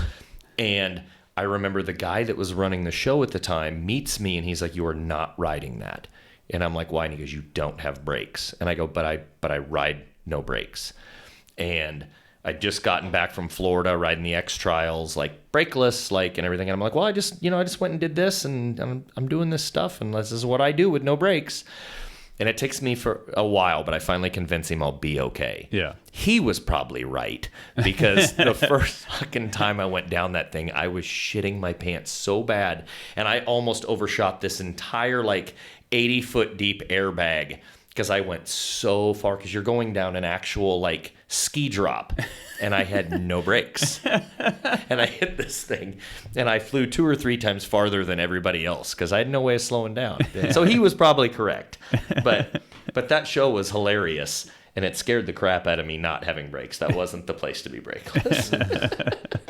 Brakes are nice. They're hard to maintain, but they are cool. Yeah. Where does the company come in? In the sense, did we even kind of narrow out? I guess we? No, we never got to like the parts. We didn't get to parts. Yeah. So where did the parts come? Well, I guess what are you thinking? Where you're like, okay, how do we make this nonprofit work? And let's start, because you said you put it on the credit card. But I'd started parts before the nonprofit. Okay. Like it was kind of in sync that I'd started frames. Okay. After all those leg surgeries, I used to love candy bar stuff. A lot of candy bar manuals, stuff like that. And I kept kicking the crossbar, and it drove me nuts. And this was year 2 of Nowear or something like that. And I commissioned Rick at Standard. I'm like, I want some bars, and I want to design a candy bar friendly, and I made 2 sets. If Rick is listening, you can come do the podcast anytime you want. did 2 sets. And then I had a few guys who were like, I wouldn't mind having a set of those. And so we made 25 sets at that point. Okay. And I remember, so then I'm officially So you made them for sell yourself? them. Yes. Okay. So then we got 25 sets, and I'm officially going to sell them. And I remember, the hate starts pouring on. It is so good. So much hate. You're never going to sell a set of those, blah, blah, blah. I'm like, all right, whatever. I don't care. March to the beat of a different drum. It's been my whole life. Yeah. So we do, and we sell those, and then we make more, and then we make more, and then we make 4-piece, and I never cared what anybody else thought. Everybody has their own cup of tea and what looks different and everything, but there were so many things that it benefited having that drop bar, that I didn't care how it looked, because it rode right. It saved you from breaking your ribs when you come in and center it, or breaking your teeth, or there were so many different things that benefited that I've never cared about fashion. I've cared about functionality. That's always been my thing, which leads into the frames and everything else. It's all about functionality. Yeah. And if you stay the course, functionality is always going to prevail, because we are humans and we're prone to conditioning. So I couldn't stand half the stuff we've designed in the beginning, but once it was like Aspire. This is my good analogy to this. So we go to G-Shock for the premiere of Aspire, and there's a guy there with girl pants on. And I'm like, this is the worst thing I've ever seen. He's like, dude, they're so good to ride in. And I'm like, there is never going to be a day that you're ever going to see me in skinny jeans. Half of my closet now is skinny jeans, because the industry, I got used to it, and I saw the functionality and the point and everything. And it's that's all we are, is just conditioning. We get used to seeing something, and that's normal to us. There's an old Twilight Zone episode that I love. Were you ever into the Twilight Zones, Ryan? I've seen a few episodes. So this whole episode, that this woman is under bandages, and there's these doctors with their face masks on. And the whole episode is she's having plastic surgery, is what you're gathering. And she's like, will I be beautiful? Will I be beautiful? They're like, I don't know, 7 surgeries in. I don't know if this is going to work. And blah, blah, blah. And all you see is doctors under masks talking this entire episode. They get towards the end, and they're like, we're not doing another surgery after this. They unwrap all the bandages, and you immediately see him, and she is drop dead gorgeous, right? Just beautiful. And everybody's like, oh God, she's hideous. And everybody starts freaking out, and she looks in the mirror and she screams and she runs off, and you see all the doctors have pig noses and crazy faces and everything. And I have seen that. That episode is so good, and that's all we are as humans. Is it's what we're used to. A beauty in the eye of the beholder. Yep. I mean, in the simple sense, and that's definitely. I mean, like we said on the podcast, that sparked all of this was that that double diamond is is it's what BMX people are used religion to now. Yes. in a certain way, and it's it didn't really get it. It's not broken. Yeah. Anywhere else in modern day BMX, there's another frame company that breaks the top tube in any sense. I don't think so. Flatland guys, that's about it. Yeah. So it's one of those things where it. Can you pull them up? Oh well, there's one right there. So. We did bring a frame to show in the studio. Yeah. So the bar. I wanted Dennis to be able to put his hands on one and see. Yeah. One. Especially because it's Danimal's frame. Is it Dan's? Yeah. Well, it's not his personal, but it's his signature frame. So they're so Moeller's making the bars these days, right? Yeah. Sam Bussell was. We were making the bars in Nebraska for a few years. Okay, so Sam's a fabricator. Right? Yes. Yeah. Yes. After. So basically, when Rick couldn't do our bars anymore because Rick's busy at Standard. Yeah. And when we first made our frames, we didn't know that they were going to sell. Yeah. So then Rick made 2 batches. And then our frames take a long time to weld. With the angle brace and everything, it takes longer than a traditional frame to weld up. Yeah. And Rick's like, hey, I can't keep welding these. I got to run Standard. And so I was like, okay. So then we were having them built in Colorado by the guy that used to build for Reclamation. But then he got a job at NASA. And then, then we were having them built. How dare he? Then we were building with Spooky Dave, pedal driven cycles. Yep. And then, when John became available, we've been in a relationship with John ever since. And what's the name of his? It's actually just a normal frame. It just drops down here. That's it. As far as that's the correct. Standard frame Yeah. goes. Yep. Yeah, it's crazy. So one thing that's cool, Dennis, is I was talking to Michael Woodby about this the other day. He is a shredder. We just we made our first 2 street frames that are going to go to 2 next level street shredder friends of his in Texas. And the reason when they were riding Michael's and they said that they wanted to try one of these, and we changed some stuff for the street model for them and everything that they're going to check out. We'll play the Woodby section and James Keese. Yes. Yeah, this just came out, right? Yeah. Yep.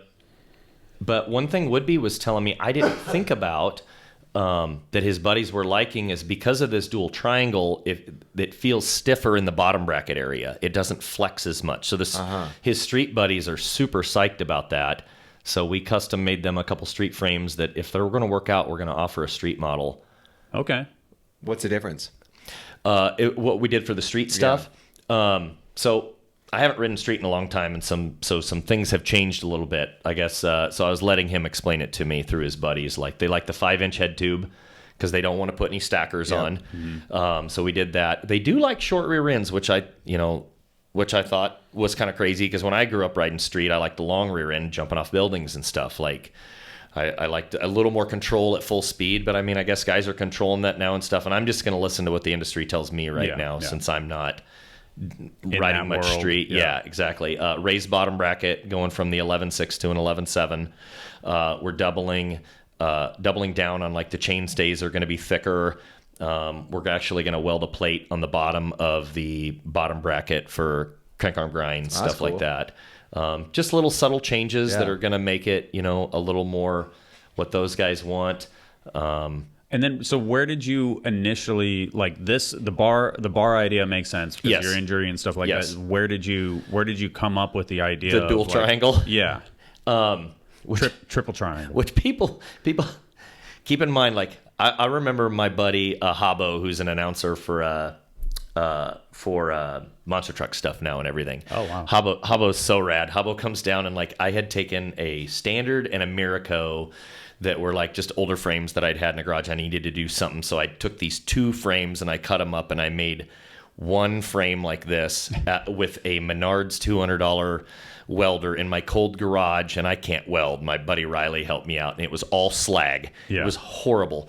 But in order for Rick to make me the first frames, he needed to see the angles I wanted and stuff. So we did that.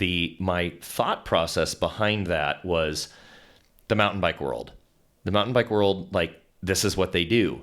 And always different. And nobody beats bikes harder than mountain bikers. And we had no idea. When I was talking to Rick about it, he is I have no idea. You don't know how this is going to hold up, Carl, till you try it. Yeah.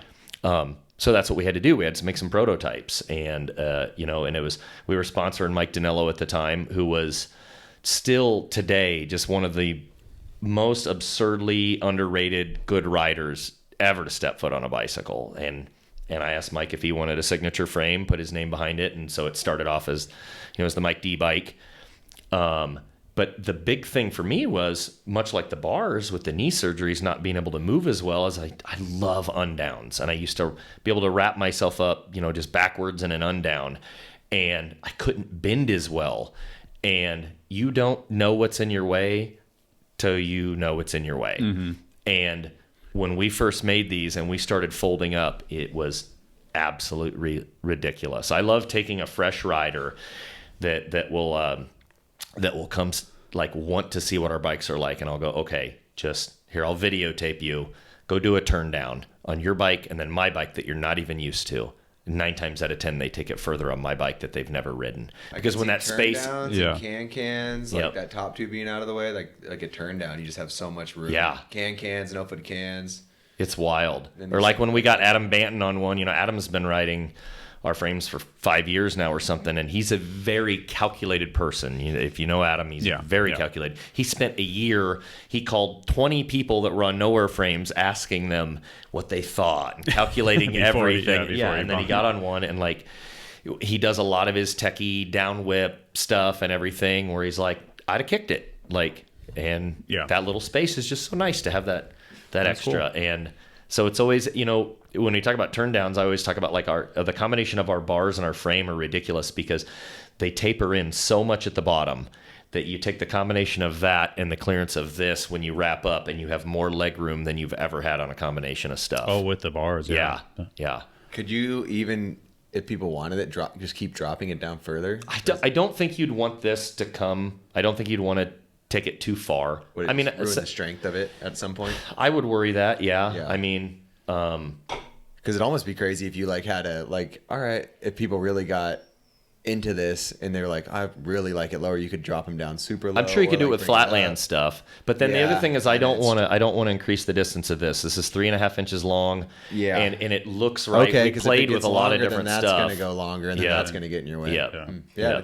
And like right now, the way I explain it to people is, if you've ever built a ramp, build your deck and push on it and watch it wobble. Now add one angle brace and push on it again. And you're like, holy shit. The amount of strength that adds in just that little bit is insane. Mm-hmm. And that's where, we've gotten so much crap for our frames. In the 500 frames we've made in just shy of 10 years, we've gotten so much crap. But people that try it, it's a completely different story. Yeah, so if you get to see it, and that's where it's always fun to be able to put your hands on it, see it in person, talk to it. Dan loves it when when he was riding in Colorado, somebody come up and he's like, yeah, give it a shot, and they're like, holy shit, it rides like a bike, and he's like, no shit, it's a bike. What was that other company, the Colorado company? Oddly enough, Reclamation. No, it's gone now, but it had the dude that was really good at whips, but at the super low top tube. Oh yeah, what was his name? Damn, I can't think of his name, but yeah. A bike company? It was a bike company, but they made it was the first bike company that had the really low. You're talking about Corey? Yeah. Corey Jarman. Yes, Corey Jarman. He had these whips that just looked so easy, how good he was at them. And he was whether you love or ahead of his time. I was gonna say love or hate the look of something that's more scooter. That was so ahead of its time. That guy was ahead of his time. So ahead of its time. I feel like he had a bunch of clips in the Colorado Scene Report, maybe. I don't know, but that guy was sick. It wasn't Black Eye Bikes, was it? I don't know. I don't know what the company was he rode for. I don't even feel like his bike was that small. No, God bless it.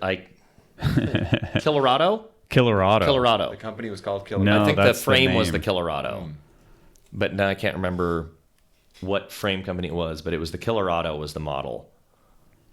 Yeah. And these are the two. Yeah. These are the only products you guys make right now. No, we make quite a bit of stuff. I actually brought a part for you to play with, Dennis. But then I heard you may not be. Are you running 24 mil cranks or not anymore? 24 mil. It looks like a DJ. See the frame. See the frame. Yeah. The way it I run the Odyssey 2-piece Thunderbolts. I think those are 22 mil.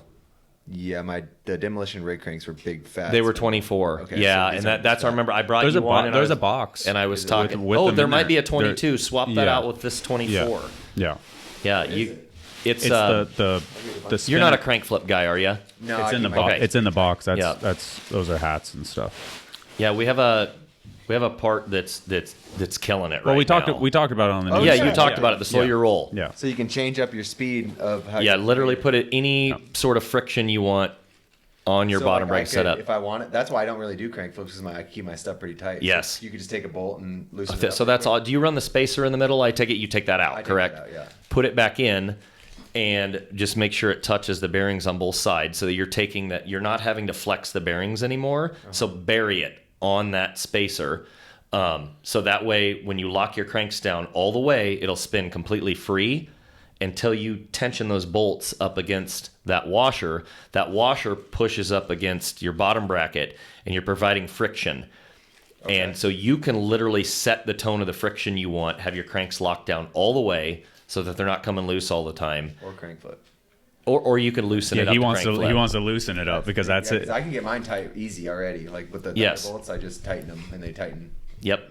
But he's saying because you don't have the spacer in. So once you put the spacer in, then you can like your bearings are going to last longer, and you can control it down to exactly how you like your cranks to spin. Cool. They're awesome. Crank flips. I never do them. Yeah. Do you just need one? What? Well, no, this is for us, I think. Or you can have that. Yeah. You don't need two though. No, I have another one that you can give away on the studio. I got a 24. No, he's saying like that you only run it on one side. Oh, you only run it on one side. Yeah. That's correct. Cool. Yeah. Yep. Thank you so much. I'll try that out. You guys might see some crank flips in my. This has been needed for a bit. Yeah, we make a bunch of stuff. I brought sample stuff so you could see the other things like smart. Your stim's pretty normal.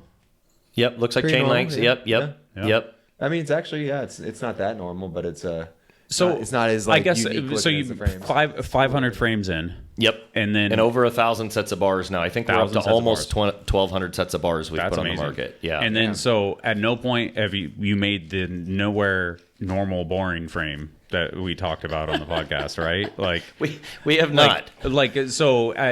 We've never made a normal frame.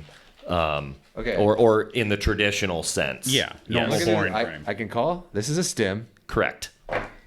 The hell is this? It's a seat post clamp. It's a seat post clamp. Correct. So what's different about this? So is it two? So this is the other thing. Like I knew it was a seat post clamp, but I had to make a joke. So whenever we make something, if I see what I believe is a flaw in the industry, I want to correct it.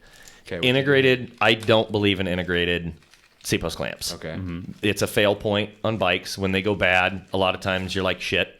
Like there goes a frame over this. True. Or they don't stay tight. It doesn't matter how much you tight that one little bolt right there, your seat moves. Unless you're somebody that runs no seat, like I can't tell you how many frames, how many people, how much I deal with their seat moving.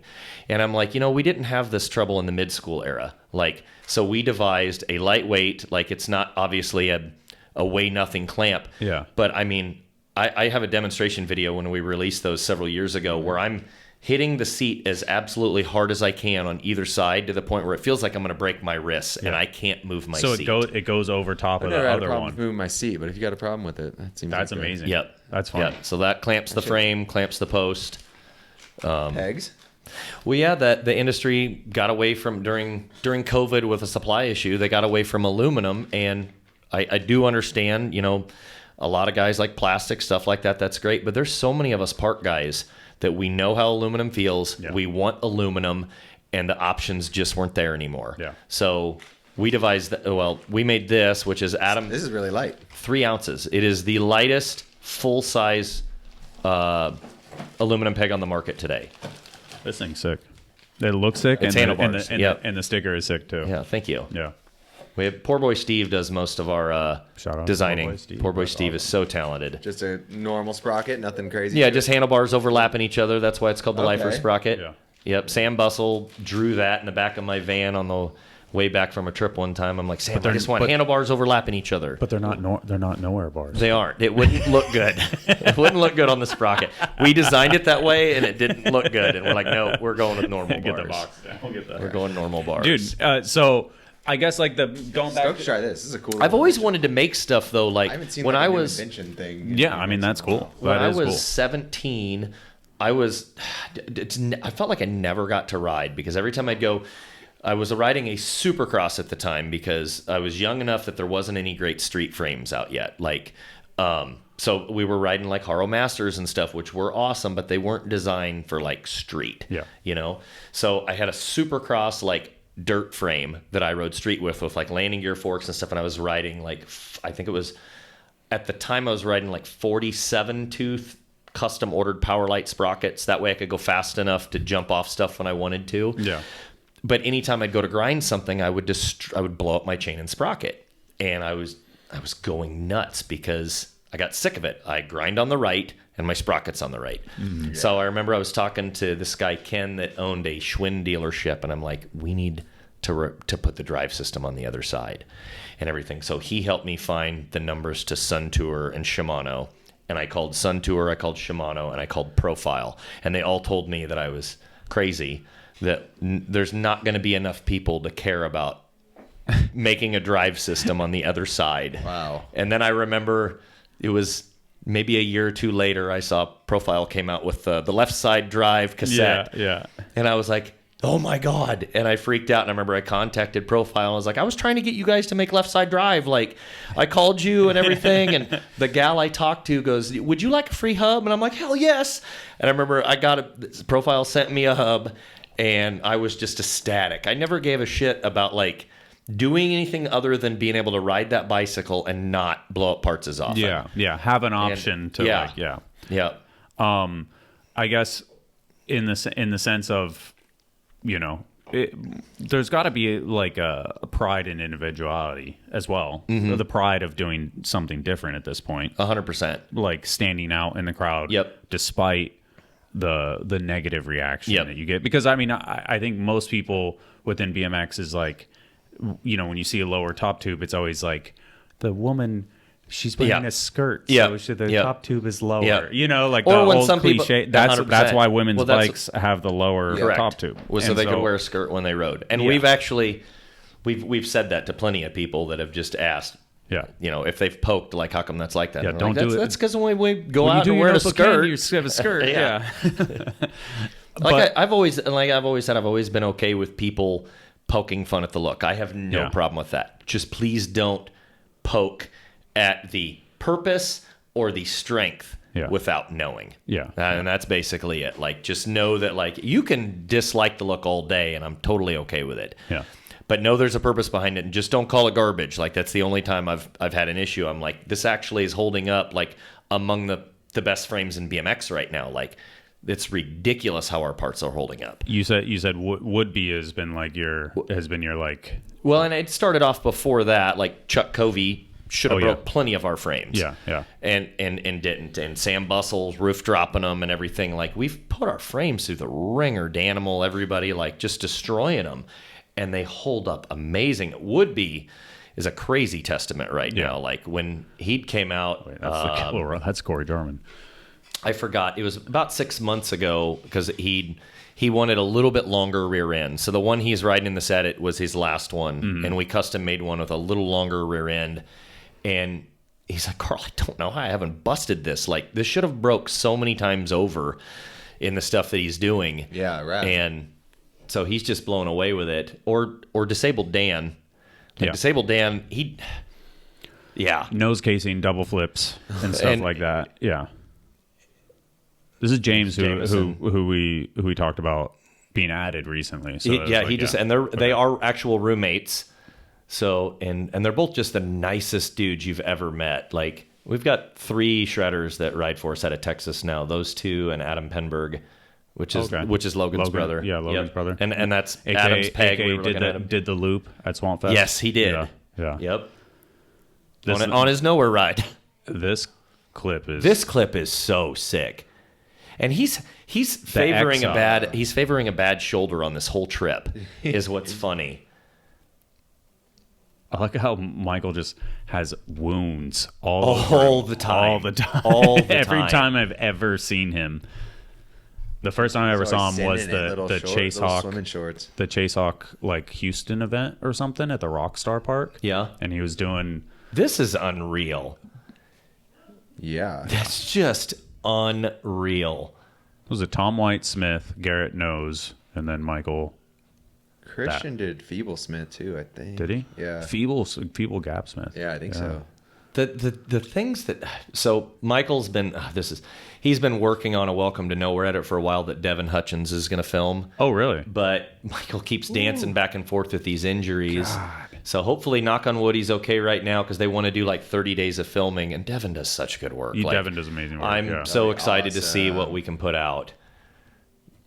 But Will did a great job with this too. Will did an awesome job on the set. I love this clip is filming the guy that was filming. Yeah, you like tracked the phone out too. No, Will killed it on this. Will, that was cool. Will Chappell. Yep. Yeah. Yeah, Mike I mean, Warby's a shredder. the company is great. I think what Dennis said is a representation of like what people think. You know, 100%. and that's and like I said, it's good to get here and talk to, because what you said, like, poke fun at what it looks like, but really, like, it's a testament to strength. Yep. And there's a reason. And functionality. Like after my leg surgeries, I can do undowns again like when I was younger, thanks to having that clearance. That's awesome. Which is sick. I always say that it's like BMX is beautiful because it like doesn't change like in a lot of ways, but BMX also does need something different just for the sake of being different. Yeah. You know, like and it is one of those things where it's like it's not sacrilegious to ride something that like has a bend in it. Yep. You know, like I've always been a fan of like the double top tube frames. Yeah, me too. I'm always like, why don't people make more of those? Yeah. Like, I think they look sick. Like Sabrosa was like the last ones to make the modern ones. When I was riding, and it looks sick. It looks sick, and I think there is room to do something different just for the sake of doing something different. You know, and it's cool that you are in your own lane and you're doing your own shit. And it'd be one thing if it was like that was all you're doing, but dude, with everything else that you're doing is like piece of his like you're like, okay, it's cool you don't like the frames, whatever. But have you come check out my compound, my nonprofit compound, my show team, exactly. Transporting skate parks across the country. And I'm glad I got to go and witness it. And we can. This isn't the end of the podcast by any means, but like I'm glad I got to go like witness it firsthand. Yeah, I was because stoked like you came. You kind of sold it. It was like the last corn hucket, you know. And it obviously it's not the last event there. The park's not going away by any means, but I think the bait of it got me out there. Yeah. And because I was like, oh, if this event looks cool every year, it looks awesome, the place looks amazing, let me get out there and experience it firsthand. And I came back and I was like, no, dude, I kind of got there and I was like, all right, I need to do like a better video, not just like a raw. No, and I appreciate you did a really good job on that. It was like it because the place deserves it, and it was cool to experience it. Thank you. Like you don't get to like see pure like BMX too often, you know, like in a pure like oh, I just want to be nice. Hey, be cool. Look how awesome BMX is. Like, have fun. Like, enjoy when somebody does something like an X up, if it's a stretch for them. Like, and that's what it was there. And it, like that dude doing a backflip. And I didn't even film it. I was filming the crowd at the time to like get a reaction. Oh, yeah, that was. And the dude did a backflip, and I'm like, why is everybody freaking out? It's because he did it for this guy. That was the first one he's ever landed. Yeah. Yeah. It was Disabled Dan's brother.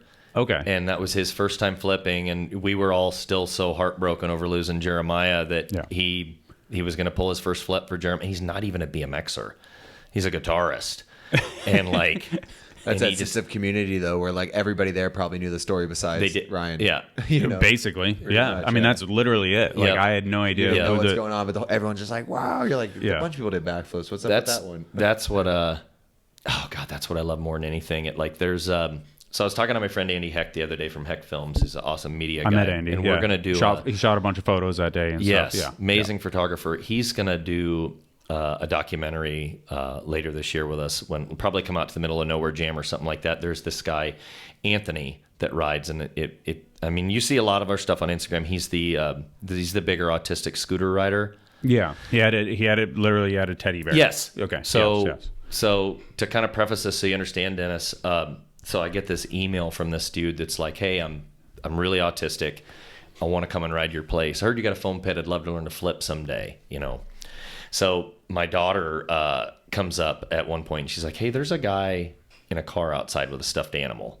And I'm like, okay. So I go out and this guy's hugging this giant red Clifford the dog bear, and he just like pushes up a sign on his window. It says, I'm autistic, blah, blah, blah. And I knew right who he was because of the email. Yeah. And I'm like, hey, Anthony, nice to meet you. Come on in. And like, this is 3-4 years, probably 3 years ago, something roughly about that. So we go tour the park together and everything. And he just kind of lets me know that, he's got autism. He doesn't do well around crowds. He probably won't be coming when there's many people there. Yada, yada. And first couple times that he came out, I'd see him disappear, and he'd go upstairs, and he'd have his headphones on, and he'd have his dog. Yeah. everybody was just real cool to him, and just, you know, we are as nice as possible to everyone always. And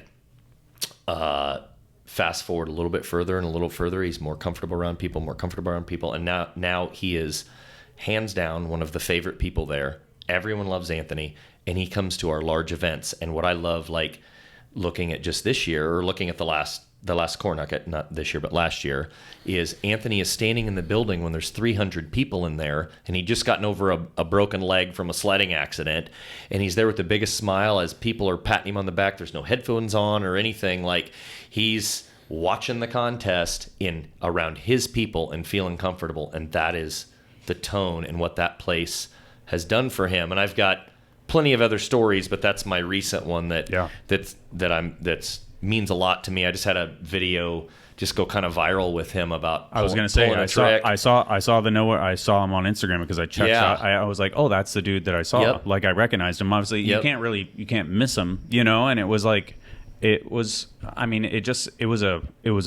for me that day, it was like a blip in the sense of like, hey, he belongs here, you know, like this is where he feels safe, and it's cool to. It's hard to put into words like how you award, you know, you have it's personal achievement. Exactly. Celebrate personal achievement. Yeah. He was awarding people for picking up and just helping out, like, and it's bringing people on stage and celebrating them for progress. And that's our big award we give away every year is, you know, I wanted to celebrate the unsung heroes. Like, we have one local guy, his name's Wade Aldrich, and he was a guy that helped out when I was a kid at the local track, and now he's at my park every session helping the kids. And it's like, Wade's not going out pulling double backflips, he's not out winning X Games medals, he's boots on the ground making a giant difference in these kids' lives constantly. Awesome. And I wanted to award people like that. Like, you know, the crazy good riders and stuff, they're going to get awards for what they're doing, but I don't want those guys like being left to the side, because what they're doing is just as important in inspiring the sport and the growth of the sport. Yeah. So I wanted and Copeland's doing that now too with his the award that we just gave to Jeremiah. It was bringing Stoke to your scene. It's the Stoke Award, and that is awesome that they're doing that at Profile. Yeah. I think those are really good awards, and I think being recognized for, you know, or getting those accolades, I think can really help keep you going another day for continuing to help the community. So yeah. So being recognized, yes, 100%. You brought up Copeland, you brought up Florida, and so that was the Corn Hucket was the last Corn Hucket, which is effectively it is, because that's the big event, you know, our festival style event. The camping there, etc. And so you are taking a page out of the Florida scene. Yes, not necessarily more Brumlow that handled the FL BMX stuff, but you guys are doing Nebraska BMX. Yes. And that's Nebraska BMX series. Right? Yeah, and to elaborate on the last one, you talked about the Nebraska series. Yeah. And I think you guys were a little confused what CSG was. Yeah. So we host for the Cornhusker State Games. Cornhusker State Games is its state's own Olympics, and we are in control of BMX freestyle. Okay. So what the Nebraska series is we're going to do a whole series, but like our Middle of Nowhere Jam, our big pro purse giant indoor deal, that will still be its own event, but if you go enter that and you're a Nebraska series rider, you'll still get points at that event for the Nebraska series. Okay. Same with Cornhusker State Games. Like, you come and just ride that, like, you'll still get, even though that goes towards their series. A state series like that you're doing? Yeah. Like, oh man, that'd be so fun as a kid. I think it could be fun in every state eventually. That's what I'm saying. I grew up doing tons of AM contests, pro-am stuff. Yeah. It was never like a points thing, you know. That'd be fun. Yeah. That gets you where really you can involved. Get big stuff at the end. Like Copeland just committed to, and shout out to Matt. Like, we had a conversation a few days ago, and I'm like, Matt, I want to do this series, but I want to make sure kids and riders really get rewarded at this series. Like, I mean, still only $35 to enter, which isn't a ton, but we still want great prizes at it and stuff. So I'm doing this like sponsor a class thing where 1 to 2 companies will sponsor intermediate for that time or expert for that, instead of just divvying it all out. And Copeland committed to giving a new set of hubs at every single stop.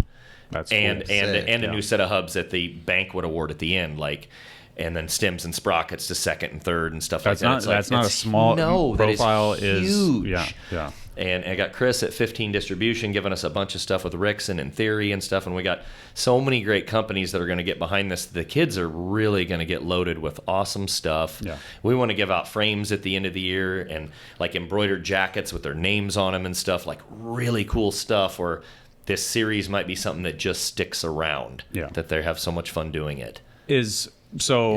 I guess when I came away from Cornhucket, I thought it was, I had nothing but like positive. And then, I will say, like, I felt like Brant went on a little thing about like brands not giving money and not giving product and not supporting stuff and things like that. And I was like kind of surprised. And I think even like J-Ro commented on it, like, hey, dude, like we've been supporting that for a long time, like telling us we're not doing enough. It's like So to devil's advocate, so that there's a full understanding of that as I see both sides. Of course. Yeah. And the way I see both You're sides. You're the source. I want to hear your opinion more than anything. I will tell you that I've worked my ass off to make things look as good as they can. Yeah. To where I think I have flown out a lot of people on my own dime to try and get people to, and when they come, they're like, holy shit, this is fun or whatever. But it's been tough sometimes. What kind of, I think what Brant was saying is he hasn't seen some of the support sometimes of like, hey, let's get one of our riders out there. That was the one thing that I did agree with. It was like Kink fly out a dude or Haro fly out a dude. Like, because that means a lot, man. Yeah. It's not to take away from giving us some product is cool. Yeah. But like when I ran this thing called the BYOB series, like Copeland came to visit us at one of our jams and stuff, and it's like that's huge. Or like DeGroot came to Cornhucket and like all these like. To bring a presence, that's what inspires, like, and that's really cool. And that's, we just kind of would like to see a little more of that as we go, and we'll love to see that as our Middle of Nowhere jam keeps growing. Like this year's looking like our turnout's going to be sick. Yeah.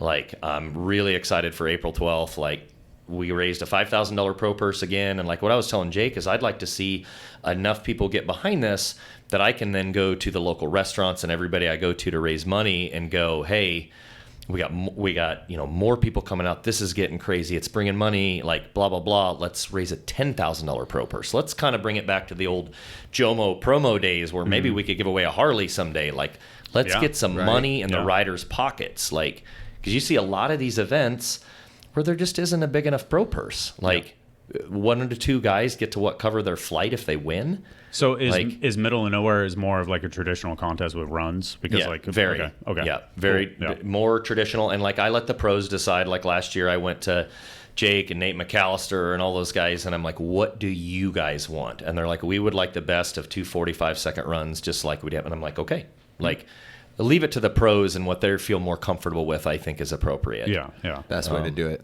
Yeah. Cool. So, I mean, that makes sense. Like, and I think it was interesting to hear something negative after feeling like so positive that it was like not enough. And I get it from your perspective too, because you guys have been doing it for years, and Brant's been coming there for years, so he's closer to it than I am. And Brant's thing is Brant bleeds for us. Like he loves our brand, he loves what we do, and whether or not it's controversial at the time, Brant's intentions are sticking up for his sticking up for the brand he loves. Yeah, exactly. No, it makes sense. It makes sense, and I get it. I just stay away from the conversations because I like to have a conversation like this one-on-one. Obviously, people are going to watch this, but you will not ever see me I think the only controversial thing I have posted in the last, and I'm not kidding, 10 years is, and I apologized for it right off the bat, but I let people know that I do like Nickelback and I will listen to them. But otherwise, I stay away from it all. Like, I mean, you did just clean the slate. All that good stuff that you just said literally just got sorry off the board. I apologize about that. Our new logo that Mike Metzger made. No way. Mike Metzger made it? Sick. Oh, with the eyeball? Hell yeah. 15 years strong. 15 years. Nice, dude, the material is awesome, too. I was going to say, comfy shirt. I'm literally going to look up Royal Apparel. Do you know Metzger? Or did you just hit him up for the art? So, my best friend I used to ride with when I was younger, JP Fellon, who rode for Supercross, him and Rob Richards that rode for SC, they were friends with Metzger. So I kind of had an in to approach him, but I just wanted to do something special on the 15-year. That's sick. And Metzger is a BMXer too. He rode BMX when he was a kid too. And I did motocross hugely, so that was been a huge fan of his. And I suck at motocross freestyle, but I love the crap out of it. Ridden it, what I can. But to have him do a logo was just an absolute honor. Awesome. And the whole wing, when I looked up what it meant, the eyeball of wing, they say like in Egyptian culture 5,000 years ago and stuff like that, it's like loved ones looking on. And when Metzger gave me like 3 different ideas, I saw the eyeball of the wing and I read that, and after losing Jeremiah and everything, I'm like, dude, that's our logo. Like that's. And we didn't really touch on that. That was last year, and he got hit by a drunk driver, and he was on his motorcycle or something. Yeah, dude. Yeah. I mean, I think we all have those friends, you know, like we've had it in recent history here in San Diego. So it's, dude, I remember being at a contest, and I remember Glenn Sawyer's getting hit. Yeah. And I was in Chicago. Joe Nix, who rides for me, that was his hero, his best friend, his older brother, everything. And Joe's whole back is a tattoo dedicated to Glenn, and it's that was the first time my wife ever saw me cry. Yeah, like was when Sawyer's parents accepted the award for him. Yeah, so he was a good dude. That clip that got posted recently of him doing the hard 180 backwards tooth. Did you see that? Mm-mm. I think it was his last part was insane. Glenn was so good, and you'd meet him, and you just like you wouldn't like. On a bike, he's this tough guy because like he's so hardcore and good. I can't see it any bigger. And then you meet him, and he's like just the sweetest human being ever. Damn. Yeah, he came and rode a couple of our BYOB contests. Back in the day. He was cool, man. He was such a good guy. So I mean, that seemed to be such like a rally cry at the Corn Hugget Jam and stuff like that, and you know he did every show with us since we started Nowear pretty much. Like I put him on the team, you know, first year of starting Nowear, and like I just saw something in the kid that I was like, we were when I first met him, he was a stupid good skater, and then he grabs a bike and he just starts learning stuff right away, and he was a little cocky, and he'd ask me about riding for me or something, and I'm like, no, man, you're a little too cocky, bud. Like, you get chill. And then so we go to this contest at Over the Top in Bluff Valley, Minnesota. It's called OTT, where Colton Walker grew up riding. Mm-hmm. And so we go there, and Jeremiah's from the hood, like in Council Bluffs. Knows a lot of underprivileged kids, stuff like that. And he brings this kid with him, and I see them like up front in the concessions area eating a pizza together. And I go up and I'm like, what's up, Eli? How'd you make it, bud? Or whatever. And he's like, Jeremiah brought me. And he's like, I didn't have any money, but he's paying for me because he knew I wanted to come. And it was that weekend I put Jeremiah on. I go, now you understand. Because I was trying to explain to Jeremiah, it's not about BMX, blah, blah, blah. It's about who you are as a person. Like, obviously you got to be able to ride a bike. Yeah. But bigger than that, like, to be a part of Nowear is who you represent as a human being, and like what you're giving to BMX, that aura that you're putting out. And I was like, you get it. And dude, he ran with that the whole time with us. He was so good to kids and always looking out for everybody's best interest, and he was the best of us. And it's not only about kids too, because you had the older dude that 100%. had the flip, and he did Rodney, the flip after. My buddy Rodney. Yeah, he's been sober just shy of 2 years. Alcohol was ruining his life, and that's where he found his sobriety, was out at our place. And obviously, like what I talk about is the juggle all the time. It's funny. I had a few people hit me up recently, and they thought I was a pastor. Well, because of what they like. Dude, I was going to say like, the same thing, because usually it's routed in this like idea, and I was like, oh, like I got there, and I honestly didn't. If you were like, hey, thanks Jesus for coming here, I would have been like, oh, that kind of makes sense. Mm-hmm. And then, but you were like, man, I can't wait to have a beer after this. And like when he's on the microphone, I'm like, hell yeah. Like, I was like, Carl's sick. You know, like you're just like, oh, I'm just a good dude. Like, believe whatever you want to believe. I'm just going to be good. Like, that's it. I just want to help. That's the whole thing. And I think I think if we did that more in BMX, it's not to take away anything from the punk rockness. I grew up middle finger to the man, like I grew up in the 90s, like, but I learned later on that it's like that dad in SLC Punk where he's like, I didn't sell out, son, I bought in. Like, if you kind of learn to work the system. First SLC Punk reference ever on the podcast. We'll point that out. I bought in. I didn't sell out, I bought in is, I mean, you go to the BMX racetrack and the BMX racing is very community, parents, blah, blah, blah, and they're all drinking a beer in a quick shop cup that's hidden. Yeah. Like, just don't display it. Like, don't go, hey, kids, this is what you should do. Like, yeah.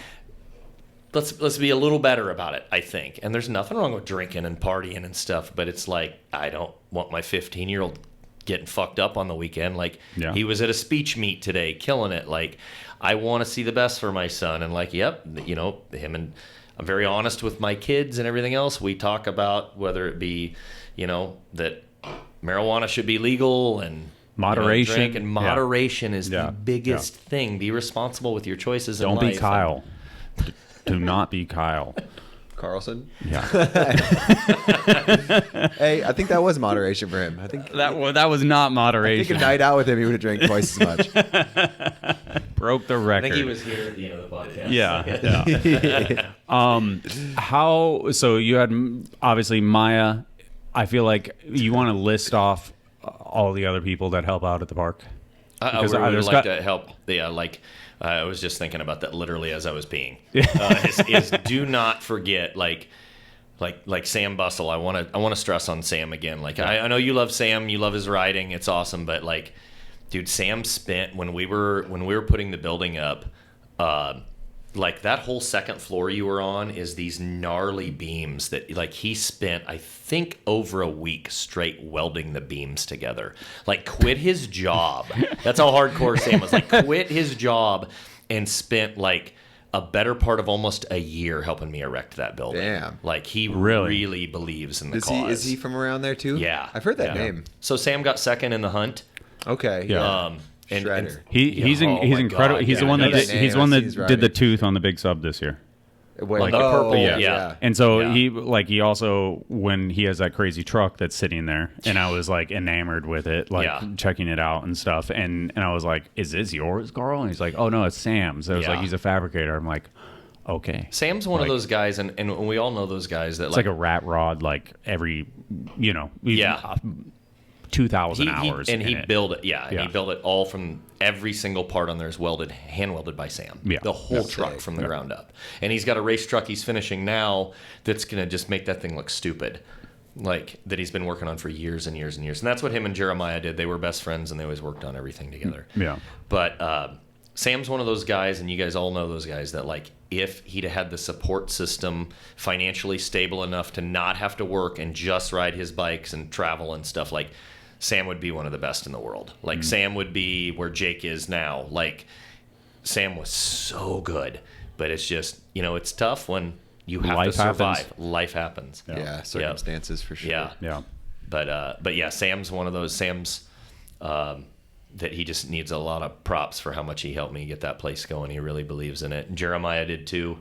And then Josh Larson, who I'd mentioned earlier, like if it wasn't for Josh, we wouldn't have had anything. He brought his skid loader out, started moving the dirt. I had no idea what the hell we were going to do, and he knew how to square up a building. He knew how to do everything, so that was really nice. There's been a million good volunteers. It's hard to like. Those are a couple that like really just need. Cody Dixon, who you met Cody in the shop, right? Yeah. Cody's been with me since. He was riding too, right? No, he ran the shop for me. He was playing bike mechanic like the whole time. Okay, all right. And Cody's been by my side since day one, helping me, whether it be fundraise. He's very articulate. He can write letters. So like he would draft up letters to help us chase donations, everything like that. And he did move back to Ohio for a while to do family stuff because they were losing a lot of relatives and had to be by them. But he's moved back now and he still helps me run the shop. And Cody's been by my side doing everything he can, believing in the cause, trying to make things happen. And like it takes a community. It takes a lot of people to run. You have a lot of it. You have a lot of acreage. You have a lot of ramps. Yep. I mean, different facilities too. So it's like you have the mini ramp, like the mini barn, and then you have the main area, and then obviously you have all the outdoor stuff, which is seasonal. Yep. But what are your hours of operation like currently? We're Tuesday, Thursday, Sunday, Tuesdays and Thursdays 4 to 8:30 and Sundays 12 to 7. That's when you can just always show up unless you see something posted that there's some big thing going on and we can't. And that's not that that's the only times you can ride. I have people traveling out of town all the time that are like, hey, and I'm like, oh, cool, you're going to be here on Wednesday or whatever, I'll open it up. Like, it's just, we used to just be open all the time. And my wife's like, fuck, I need some privacy. Like, we live here, like, honey. Like, we need some privacy. Because I remember one Friday night, she's all dolled up and, like, we're ready to go. And here this whole van fills up with this giant family on a Friday at 6 p.m. Hey, can we come check the place out? And I'm like, shit, I owe my wife a date night. Like, she puts up with so much. And, like, I was like, okay, we're going to make scheduled hours, I promise. Oh. So that you have to be there if people are riding it. There's no one else that... I won't... Well, somebody has to be. I won't allow solo sessions. And that night, it was, if you didn't open it, they weren't riding. Well, I didn't have an indoor at the time. Oh. It was just the outdoor. But I don't ever... if somebody's there, I'm going to show them what's up and help. And so I think I was caught up for like an hour showing them the place and stuff like that. But we eventually got to go out. And that's happened a million times. But... It's designated hours, and people still do just show up. Of course, you know, like we had this group of guys show up a few years ago, and like my wife calls me. It's like 6 a.m. She just left. She's like, "Were people supposed to come out?" And I'm like, "Not that I know of." She goes, "There's a tent in our driveway." So I bring my Excursion up, and like it's a 7.3 very loud horn, and I just lay on the horn, and these two guys' heads pop out. And I'm like, what's going on, guys? And they're like, we just saw Sean Burns was hanging out here, and we thought this place looked cool, so we wanted to ride. And I'm like, cool, let me take my kid to school, and we'll come back and jam. And like, came back and we jammed the whole day, and we had a blast. But that's hilarious. Awesome. They were just tented in the it's middle like of the driveway. You have like a really, really public backyard ramp. Kind of, yes. That's pretty much you don't it. charge anybody, like... No, and that's a thing that we always like get excited about is how many people have those neat memories of traveling to a backyard ramp or something, but they had to be decent on a bike and get an invite. Yeah. You don't need an invite at my place. You can be, I have every level of rider. I got guys that are wanting to learn tire taps, and they're like, can I stop by? We're going to have just as much fun. I'll go in there and tread with you. Like, let's have a good time. Love it. Yeah. Anything we missed? Anything we should touch on? I mean, you have the Middle of Nowhere Jam coming in series in April. You have the series. Obviously, you are still fundraising. Yeah, is there somewhere that we can, like, is there an online link if anybody listens that they can donate? So our website is getting redone right now, and the links will be there. I think there is a link to our nonprofit PayPal right now if people just want to make you made such a nice edit of Cornhucket. We ended up we got a couple donations out of that, guys that just hit up our website and stuff, and that was really cool. But it'll be friendlier when we get everything rebuilt. But yeah, we're still fundraising because we're going to do a mini ramp room. Yeah. And we're going to I was just talking to Fred Gates at Reclamation this week about what we foresee because he helps a lot with the flatland community. And we're going to put a pavilion above our flatland area, and we're going to start hosting flatland, stuff like that. So like I told you on the earlier one, I really picture the Hoffman comps. Like, I want to be able to go, Friday or Saturday is, mini competition. Then we got the park competition. Then we got flat, and it's a whole weekend event. It's BMX. It's BMX. Yeah. That's cool. So I just want to keep growing it bigger and bigger. Pretty much, yeah. And I want to grow it bigger and bigger, touching on a lot of those old vibes, bringing back a lot of that old stuff that I think really did well. If anything I could touch on before we get off is the importance of a couple different things. Is if you live in a state or a city or something where you've got groups of riders and you got a good group, I would ask all those groups to maybe be a little more accepting of other groups or other people. Because I do notice a lot, like, our area's had it. A lot of different states, I'll know the trail guys don't ride with these trail guys, or this park doesn't play well with the people that go to this park and everything. And I just would ask everybody to remember that, like, BMX is small. And if we want to see more support from the community and everything, I think we have to show them first and foremost that, like, we play well together and that we embrace, a lot of positivity. And you can still be as super hardcore as you want in the sport and everything. I like to still think I'm pretty hardcore, but, like, I don't take my circle and make it, like, just small. I want everybody to feel like they're a part of that. Break that circle, open your arms, embrace everybody. Yeah. Like, because I think we're all going to do better if we do that. That goes to brands, like everything. Like anybody that comes to our place, I don't care what brand they ride or anything. I never diss on anybody. I never push our brand. I just push BMX. And if they want to know about our brand, cool, I'll tell them. But I don't think it does anybody any good to diss on other brands or to diss on other riders or anything. Let's just all get along and let's grow this sport together. Like, we're all going to fuck up. We're all going to say stupid shit, but like forgiveness and I think that stuff is really, if we're a little more hippie-ish, I think it works better. Dude, I mean, it's no joke to say that you're saving lives. I think that's that. Thank you. It's admirable, and just like how Kyle said last episode, it's like if every scene of every state had a Karl, like a Krazy Karl, it would be, BMX would be in a better spot. So thank you very much. Thank you for doing what you do. Thank you. It's awesome to hear your whole story. It. You know, Thank like you. I told you on the bathroom break, I know who you are and what you do, but I didn't know the whole story and the grand picture. So I thanks appreciate for coming that. on, man. Someday we'll get you out. We'll get you out to the place. I would love that. Yeah. I love that. Yeah. It's not bad. I mean, it's a flight to Omaha, and it's a 40, Never been to 40 minute Nebraska. drive. Yeah. Well, and that's the thing. Yeah, we would talk about all the time, and like, so, And it looks fun. I was like, I was our in and park out. is I was super in and fun. out, but it looks fun. It Like a is vert wall super before fun. a box jump is like, is sick. Our park is very fast, but it is just action packed the whole time. Yeah. It's super good. And when people fly in for jams, like anytime you're worried about it, like saying get an Uber everywhere, like we pick people up all the time, and we're always juggling that. I remember like one year Sam Bussell had to get Banton, he had to get Behringer, like he was in charge of like 5 different pros getting them back, but that was his job, is just bringing pros to the house. The way you describe it and your vision on growing it, like I really see it being something big. Thank you. You know, it already seems big, but like it's in a good place. You have the vision, and I really feel like it's going to be something bigger and bigger. Thank you. Yeah, I never really thought of it because of the last Corn Hugget Jam. I'm like, oh, that sucks. That's it. I know a lot of people thought we were just done. That's what I thought. I was just too. done putting all the pressure on my wife of the festival style part of it, because it became a lot. Yeah, Our first couple of Corn Huggets were like 40, 50 people waking up in the house drunk. Like that's too much. That became too much. Yeah. Like and that my kids were young there at the time, but now my kids are all grown up and stuff, and it's like they need a little privacy. So and again, now we have like shout out 10 to Carrie. people. Yes. Because it seems like she without the support of her, it seems nothing like is possible without her. So, like she's the educated one, she's the breadwinner. Like I'm the guy having a good time. Working hard though for this.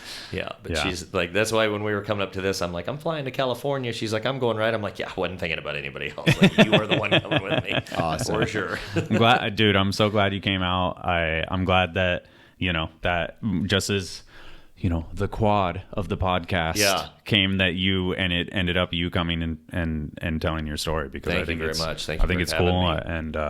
and thank you. And literally anyone hit us up that ever wants to come ride and hang out. Doesn't cost anything. Oh yeah. Cool. Thank you, Karl. Thank Karl you, guys. Hinkley. Man, loved it. Nowear BMX. Thank you, sir. Aspire around the Later, horn. y'all. So sweet, man. It was good, guys. Thank you. Yeah, thank Damn, you. God. You staying in OB? Are you staying in OB?